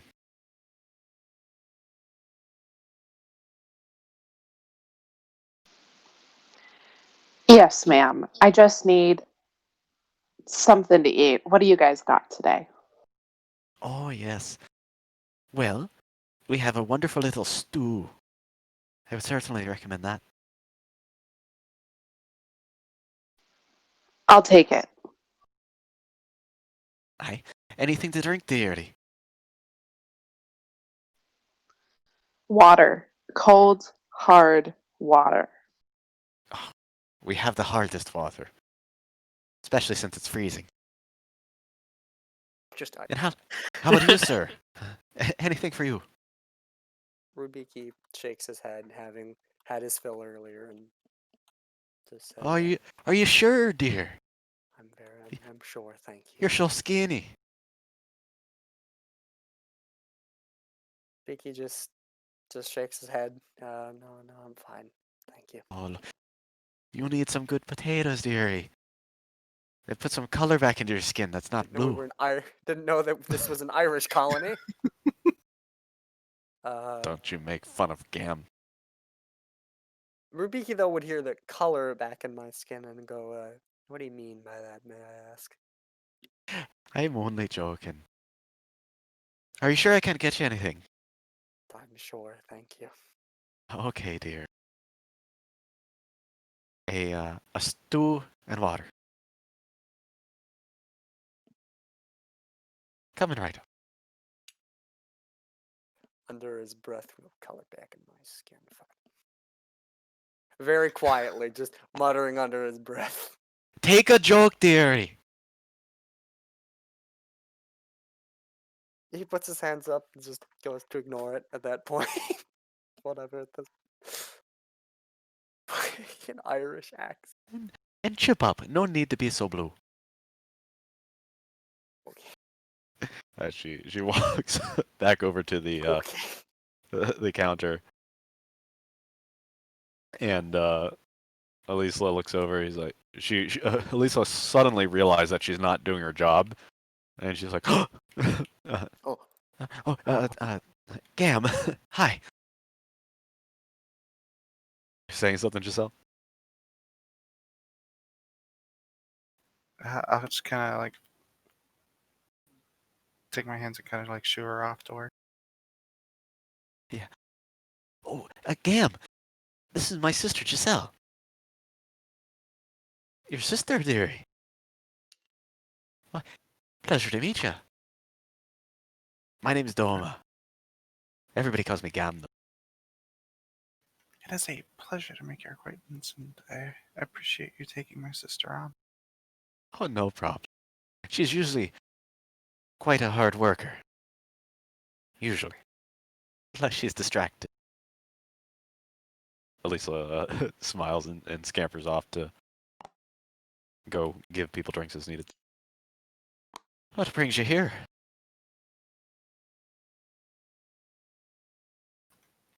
Just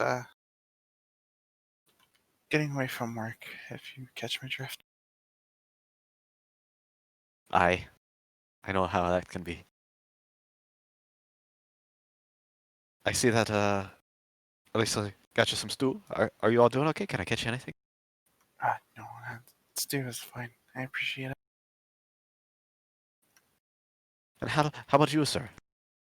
You're looking a little pale. I'll take some of the stew, although the paleness is natural for my race. I. I'm sure you knew of my parents, the Othels. I'm afraid not. No, I just moved in here within, pretty recent. The Othels, you say? Apparently they started a trade business recently, managed to get off-world. Might be the reason why you don't know them. Wise choice. Also the fact that I haven't been home in quite a long time. Well, welcome home. I'll tell you what, dearies. The stew's on me today. Welcome. Much appreciated. No Thank you, problem, sir. dearie. It's... She nods.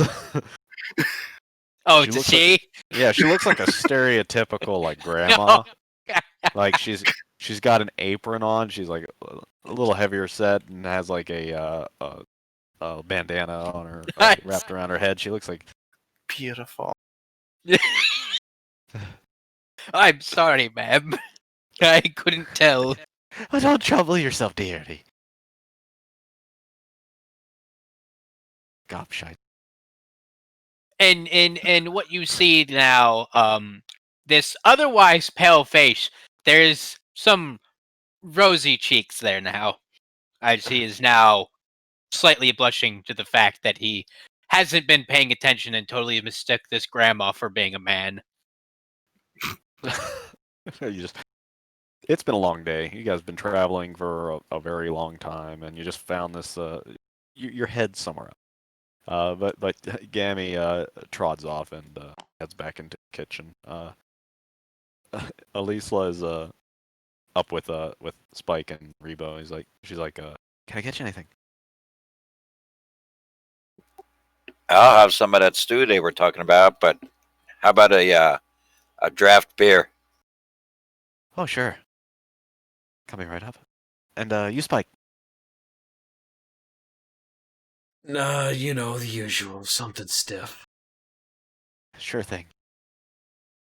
I think there's some, local wine we picked up from the market. Would you like that, or more? Whatever makes me forget where I am. Right. Was it Rebo? Yes. How are you settling in? You just got here, didn't you? Yeah, I got a place to put my head at night, but I'm looking to make some money and get out of here because this place ain't for me. I'm from Coruscant. Oh, yeah. Wow. Quite a ways away. Yeah, and going to take me a while to get the money to get there. Yeah, I understand. I'll be right back with your stew and beers. Thank you. she goes and grabs the drinks and sets them out, and then goes back. So you're all hanging out here. You're promptly delivered your food as needed, and you are consuming. Is there anything else that would be said between the lot? So Giselle, who was that fellow from earlier? He would be whispering this. I'm not sure. All I could gather is that he's from the Rebel Alliance. Well, it's a good thing we left that life behind. Indeed. Indeed.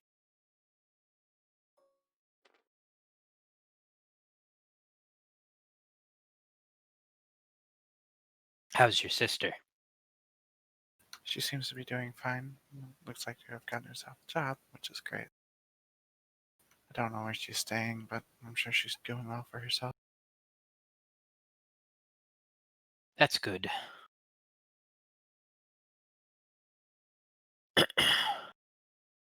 Rudbiki, you were attempting to say something to Eliana, right?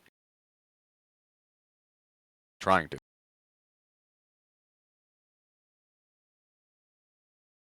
If you're here. Kelsey! Yee. Yeah, you were trying to say something to Eliana? In Eliana. Torgruto, which she... Does not know. He looks kind of surprised still about the fact that not knowing it, but would not, because about you not knowing it. Do you have any desire to learn it then? Being it the I left my Togruta life behind when I was a child. I had no use for going back to any old ways. I just want to be alone. fair enough. Well, just Rubiki's just taken fucking just behind by this fact. Very much against what he normally does of loving his homeland and such, but would nod and goes, "Well, I understand. Well, I will say again in Galactic Basic this time. If you would like, we are very similar, you and I. We both don't like people, and have seen the worst in humanity and species alike. And I feel that we are very similar, and as such, I like to protect those that are similar to me. Everything okay?"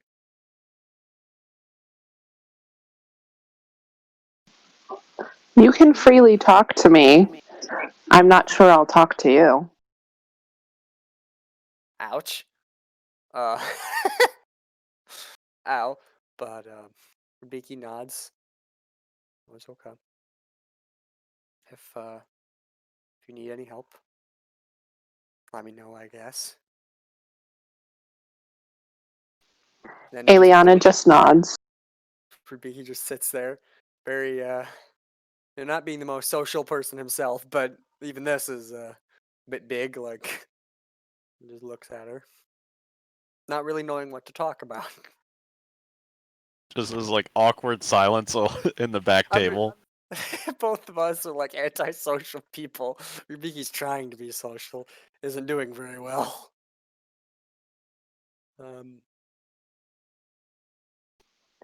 Eliana decides to ask between sips of her soup. So are you going to leave or? Ow. Rubiki just stands up and goes, "Well, fair enough." And turns, his little bow sort of wave thing and walks out. As you're almost like approaching the door, the door opens before you're able to even touch it. Ow. Blinded by The door comes open and an individual, a Bith, almost runs into you.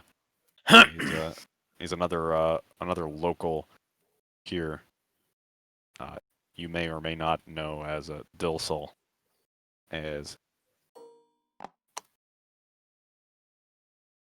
He looks kind of as much as a Bith can look. Bith are like a kind of weird looking, almost alien looking kind of creature, wearing kind of just like standard attire, more of a warmer clothes. But he busts into the canteen essentially. He looks as panicked as a bit good look. And he's kind of like staring right at Rudbiki. Rudbiki looks at him and goes, what's wrong there, my friend? You look panicked. He's kind of huffing and puffing. It looks like he ran. He's like, Spike. Rudbiki steps aside and let him get the spike. Yeah, what? Hi, I'm here. Spike, trouble. What is it this time? Some of the herd went missing at night.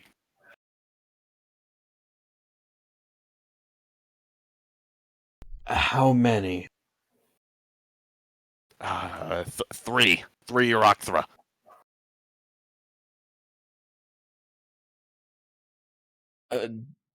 Any blood? Are they just gone, or? Yeah, blood and fur. And it appeared as if they ran off.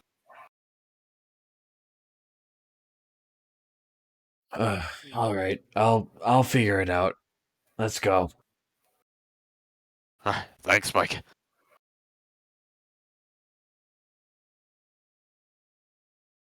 Rudbiki looks at Spike and, obviously Rudbiki knows Spike and Spike knows Rudbiki. Having lived here for a bit. One Spike, there he is. The orange one. Looks at Spike and goes, "Do you need any help with that?" Not the best in combat, but I would say I'm a good investigator. Well, I gotta find 3 of the little shits, so the more eyes, the better. Well then, I'll follow you. And just sort of like, motions to the door for Spike, and steps aside, letting him get through if he wants to. Rebo, you want in on this one? Sure, I don't see a problem. Let's go figure out what's going on.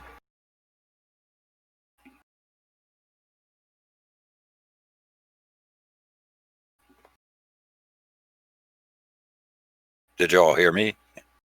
Yeah. Okay. And Spike will head towards Wait, the he said- door and follow the distressed individual. He said 3 of them disappeared. Shouldn't we take more than just a couple of us?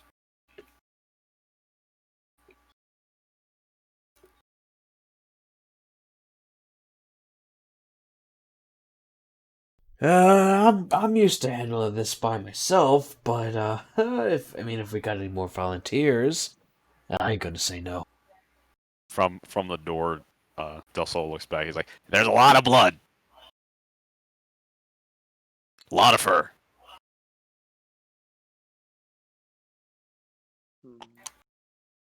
We could take some more. It wouldn't be a bad idea.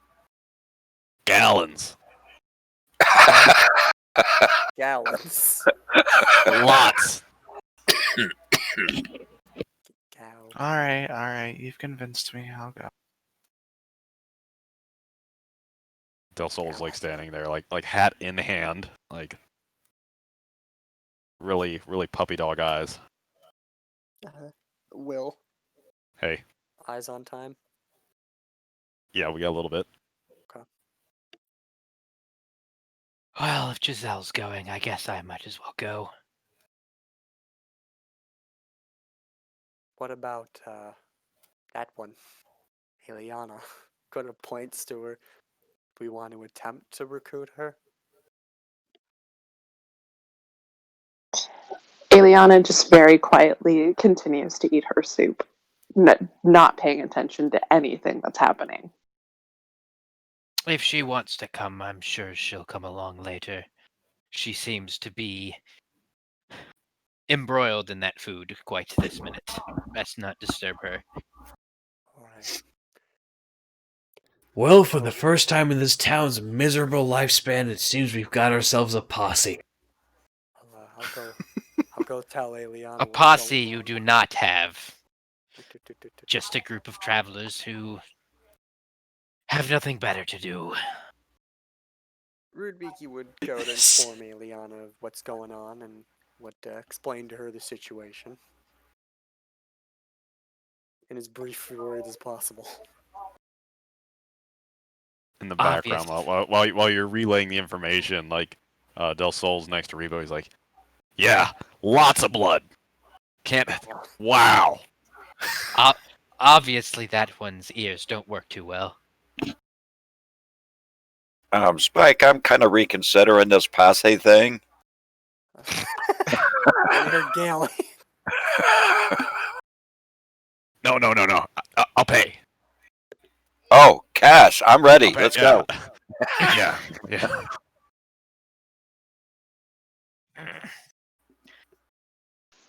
So Rabiki is telling me about this posse, and I just put down my spoon, and I slowly get up, and I just motion towards the door, as if like go along. Either you're coming with, or for me to get the fuck out of here. If I'm interrupting You your don't- meal. You don't know yet. That's the point. Fair enough. Rubeaky just goes back and shrugs at them all like doesn't know what the fuck she's doing. If you're Yeah, coming, all you're the- coming. If you're gonna stay, I'm sure Gam would love the business. Either way, I'm going. Eliana followed close behind Rabiki, but he just didn't realize it, I guess. And he turns As- around. He went as- to leave. As you're all approaching the door, Del Sol's like still talking to Rebo, and he's like, "Yeah, like the blood froze because it's cold as shit out, and I almost slipped on the thing. It's like an ice rink." As Jothka passes him, he's just kind of put him on the shoulder. All right, we get the point. We'll be right there. Oh. Yeah. Oh wow, you're all up. Oh, thank you all so much. Before he walks back out the door, Jothka is going to actually head back and place 10 credits on the table before he leaves, and then continue walking back out. Spike, I didn't know you had a crew.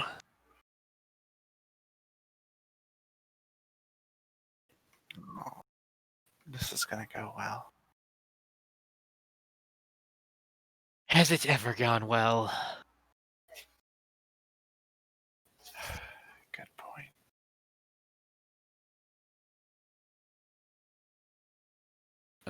So, for those that are with, Del Sol leads you out and walks on down yonder ways towards his little farm, a little area with a fence around it, and it appears as if one side of the fence was kind of like smashed through, and there is indeed a rather large spot of blood. As you know, like Urochthra are larger creatures. They are about the size of a bantha, which, for those that are familiar, is essentially the size of an elephant or a small elephant. And actually, in the original Star Wars, they were played by dressed-up elephants. For those that don't know, neat, huh? But the Urochthra is the more winter variant, if that's the word. And you see white fur and blood about, with a trail leading quite far out of town. Yeah, this is it. Well, I'd venture a guess that whatever picked them up and carried them off and to go eat them is huge. I would say with Spike being quite familiar with the local fauna, would be rather aware of the local livestock and how they work. Potentially, yes. There are a few predatory creatures about. This is for sure. If you'd like, you could roll something like a nature, or perhaps start with a investigation.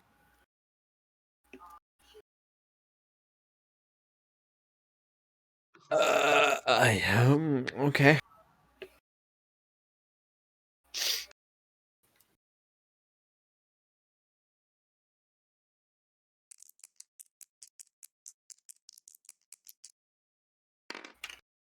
That is a flat 11. All right. It's kind of obvious. There's a giant blood spot, and it seems as if there's a decent-sized path where the Urakthra would have been pulled.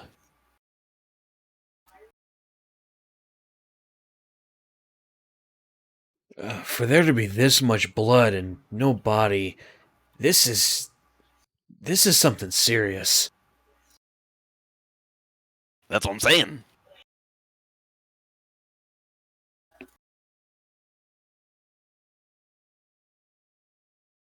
Is there any kind of trail or obvious sort of like path of destruction that something as large as this would have caused?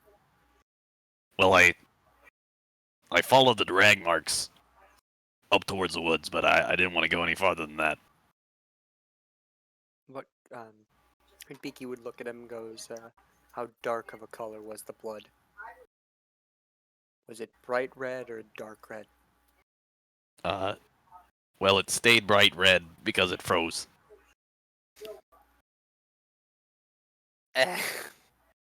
He would not. Is there any tracks from anything that could have done that? I didn't look. I just followed the drag. I'll look around and see if there's any tracks on the ground. Go ahead and roll a investigation. Okay. This all happened last night. Like, I'm not sure what time. A total of 7. That's a lot of blood. Oh, wait. I might be able to help with this. What? What? Not you. I might be able to help with this. It's in a maneuver.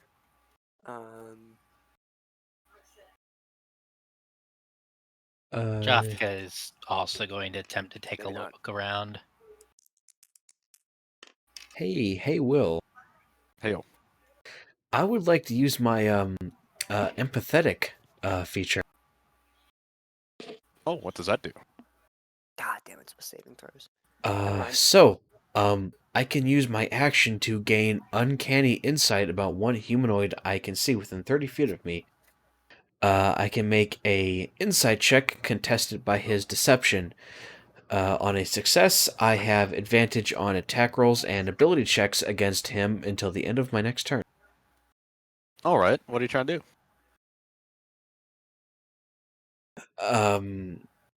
I would like to make sure that I would like to see if he's hiding anything, essentially. Okay. Then go ahead and make a. Would you like to make an insight check on that? Yes. Tested from his deception.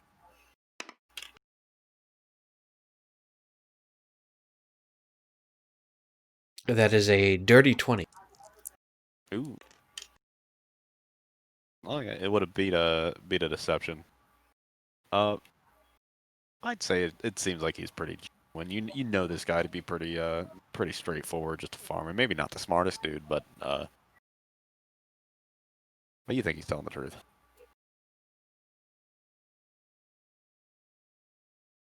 Jaska would have been investigating along with Rebo, and he rolled a 16 on that investigation. Good sir.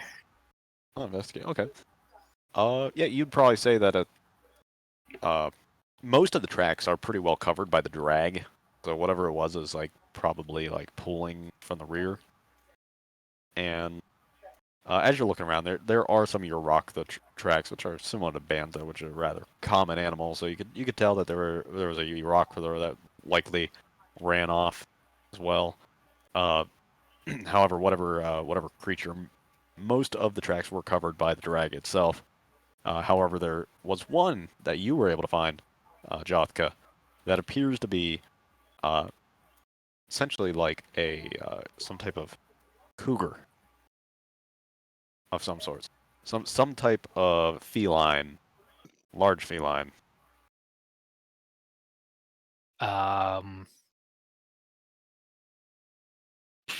can I make a lore check to maybe figure out maybe what it was, given the history of having lived on this planet before? Oh yes, you did. Yes, please go ahead. Oh boy. Oof. I believe that's only going to be an 8. Yeah, only an 8 on that one. Okay, then yeah, you'd probably be enough to know that it's some type of cat. Okay. Must have been one of those big cat creatures that like to live around here. I don't exactly remember what they are, but I'm sure if we follow the drag marks in the frozen blood, that is quite literally everywhere, we'll eventually find wherever it is. Unfortunately, I don't think we're going to be getting at least the one back alive.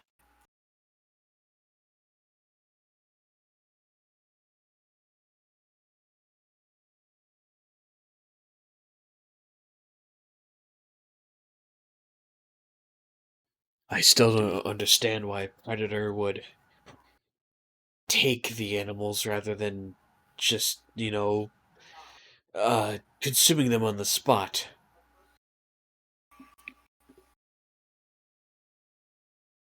Well, it would make sense to me that there's probably more than one if 3 of these creatures were dragged off.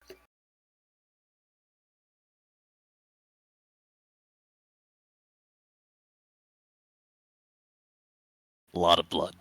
Holy cow. You friends should probably go back home and get some rest. Yeah. Thanks, everyone. I appreciate it. Thanks, Spike. Mm.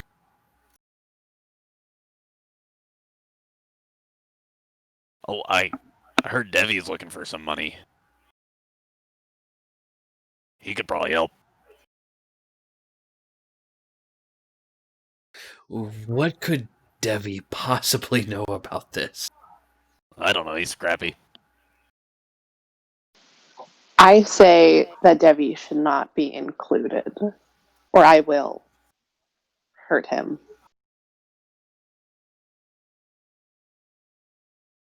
Okay, suit yourself. Would have been another hand.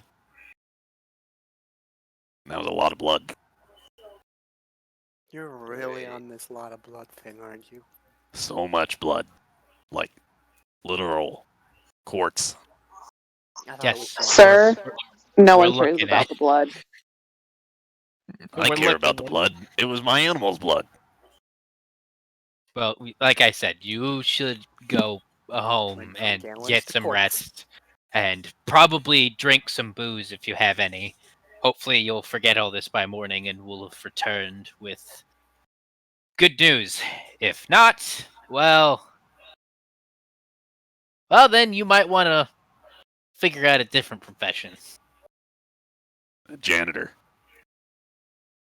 Likely. Clean up all the blood. Spike is going to start walking into the forest slash woods in the direction of the in the trail of destruction. All right. The 6 of you are walking through the woods. Sure. Who would be our regional survival expert? Did somebody roll me one of those survivals? That would Thanks. be Spike. I say, what? Oh, nope. Never mind. Is anybody like saying anything as they're walking, following Spike as he's following the trail? Be quiet, you know. I was hoping to go to bed early tonight. Well, sleep doesn't bring in the credits. That's anyways, true. that's a 17 on that survival. Oh yeah, you're able to track it in actually rather good time. It is it was like mid-afternoon when you guys are departing. It's probably late afternoon now. It's not quite evening yet. To push in there pretty steadily. As you're pushing into the woods, you all see the map over yonder to this area. Jothka would just be maintaining an ever vigilant watch as to make sure we're not being snuck up on.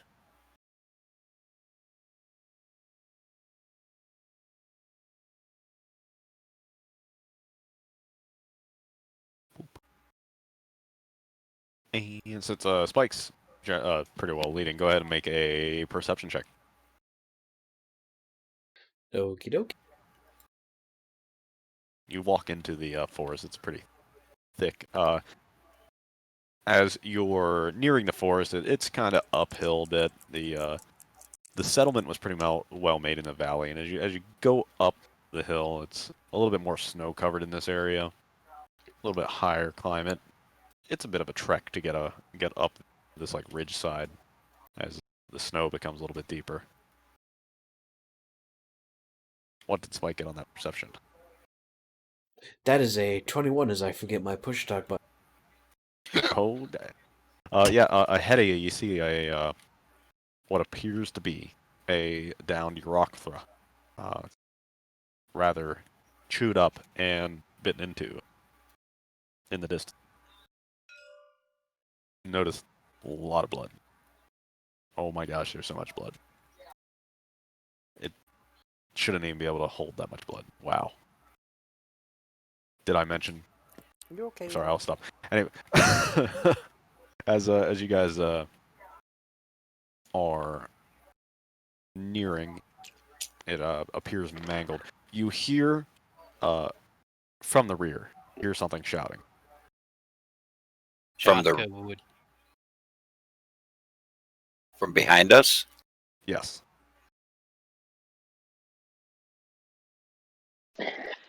Commander oh my god, Eliana is at the back. And she turns around and sees it and gasps. What? Gasp? Say again. Cast what? I think she gasps.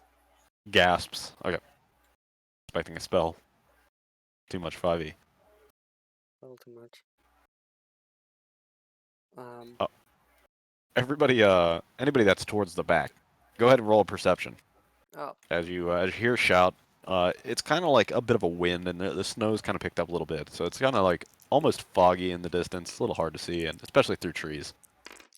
You hear footsteps and like a shouting. That would be an 18 for Jothka, sir. Yes to Jothka.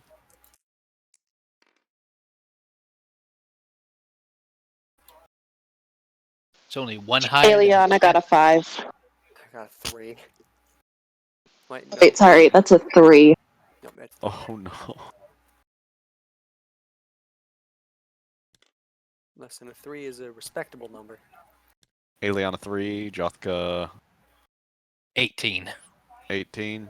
I was say Jothka's passive perception is a 17, by the way. So. Oh damn, yeah, and yeah, Jothka was on guard. Anybody that got over like a 12, well, everybody heard the shouting, but anybody that got over 12, they were able to look back in time and see what appeared to be Devi running up behind y'all, and he's like, "Guys, wait for me!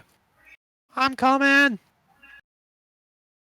So the reason why Eliana gasped is because she didn't know what to do with herself, because she already told Del Sol not to bring Devi.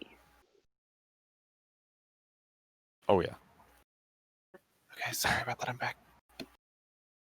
gotcha. Boy. So everybody, you're making your way into the woods, and you hear this shouting from behind, and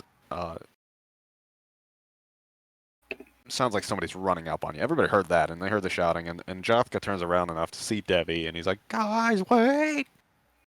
As he's running up, he's strapped with a gigantic rifle. I am pulling my pistol on him. As he's running up, he's like, "Guys, wait!" And there's a sudden flash and like a puff up of snow that streaks across as he disappears behind you. And that's where we'll end the session tonight. Nice. Well, no more Devi. Dun, dun, dun. Can I still claim the bounty on him? Yeah, but you gotta turn in proof. I mean, if we find the body, sure. Oh, I will find that body. Yeah, Uh-oh. inside the stomach of whatever the fuck just ate him. Hopefully there's not as much blood. Hope. Oh, there'll be Blood. blood. Blood, man. Trust me, I there'll think be given the blood. session, There'll be lots of blood. Debbie's blood. I think So we've much blood. gotten All obsessed of the with- blood. Gallons of blood. Hey, the good news though is that if he is no longer alive, all his merchandise is free now. Oh, true. Is that really how it works? I mean, if nobody else claims it. I mean, there isn't exactly any kind of state to take his possessions, so It'd be like, "Hey, Spike, can I have his stuff?" Yeah. Yeet. I don't know. Spike the sheriff? Is that basically what you are? yeah, I Seem more guess. like a sheriff hayseed. Where's the Even big though it iron was- on his hip? Are you my Huckleberry? You, Ruh-roh. Alrighty. Well, Man, technical Rubikian. difficulties and everything aside, thanks everybody for participating today. I hope you all had a wonderful time. I did as well. We will be picking it off next Thursday at 6 Eastern, 5 Central, 4 Mountain, Around. 3 Pacific. We all hope that we get off at that time. Hopefully that time. Between that and no later than 7, 6, 5, 4. Yeah, that one. Yeah. And we will pick up with our party adventuring into the woods of the planet Eshoraam outside the settlement of Tyhanna, searching for the mysterious disappearance of some local cattle to some mysterious beast, as our beloved friend of the party, Devi, may have just met his demise. Good. Who knows? We will find. Beloved. Yes, he was a great friend to many. There's a lot. Yeah, I know. There's a lot of words there that didn't make sense. Just roll with it. The snow is kicked up, and the cold bite of Eshoraam takes hold. What everybody think? I don't know. Yeah. Apart from the technical difficulty. Yeah, That was a lot of fun. Technical difficulties aside, this was really fun. Yeah, indeed. Yo, listen, Rubiki is antisocial, but goddamn. You can talk to me, but I don't know if I'll talk to you. Like, You guys are making it real easy because that's like half the party. I've got a vibe going, okay? I've got to stick with it. fair enough. Fair enough, though. I'm fairly certain just Jothka and Giselle are just kind of feeling everybody else out and they're just like, trying to lay low. Yeah. Just like, we just fucking got away from the Empire. We're not about to get fucked as we got home. Yet. Exactly. Well, who knows? You might meet the fate of Devi. No, I hope not. I hope. Never. Not Devi. I will not be eaten by the same creature that ate And that Devi. killed Devi. I refuse to occupy the same stomach as gonna eat Debbie. the creature. That's- will eat the I creature. I will rise above Debbie and I will overtake his stand and talk to no one. Now she And will become more the money. raise prices. You end up in this stomach, and you just see like two eyes looking at you. He's like, "Hey, how's it going?" Shit. Oh, Debbie, you Want some bastard. money? Yeah. But yeah. Anyway, everybody else, if you could take the time just to fill out your character sheets here, I would much appreciate that. Oh, I sent you the That new way. character sheet on to the thing. As I Okay, say, whatever. when you when you reset the board, all of the stuff became corrupted. So No. Not all of Like, it. I was hoping Mine's that still would there. Wait, it might be just doubled. Shit. I'll figure it out later. it's. Oh, hold on. Give me a give me promotion, then I can tell you if it's doubled. Well, Yeah, I made I it Sorry, go ahead. I hope I did a okay job streaming all this. I mean, Mm, I would no, want I to. don't think it's doubled. Huh. Mine's Can there. That's we- all that matters. Can we copy our PDF into where this PDF is at, and it would show that PDF instead of this one? You could definitely upload PDFs. That's I'm not sure if you can do it also while promoted true. or if I have to. Well, I know that the on tabletop it's looking at a sheet that you put into a PDF directory in tabletop. And I was thinking if I copied my PDF in there and deleted this one, it should show mine instead of this one. Well, this isn't a PDF; it's a scripted function. But he could probably like flip this and like apply the picture of the PDF. Yep, PDFs Actually, can definitely be done. now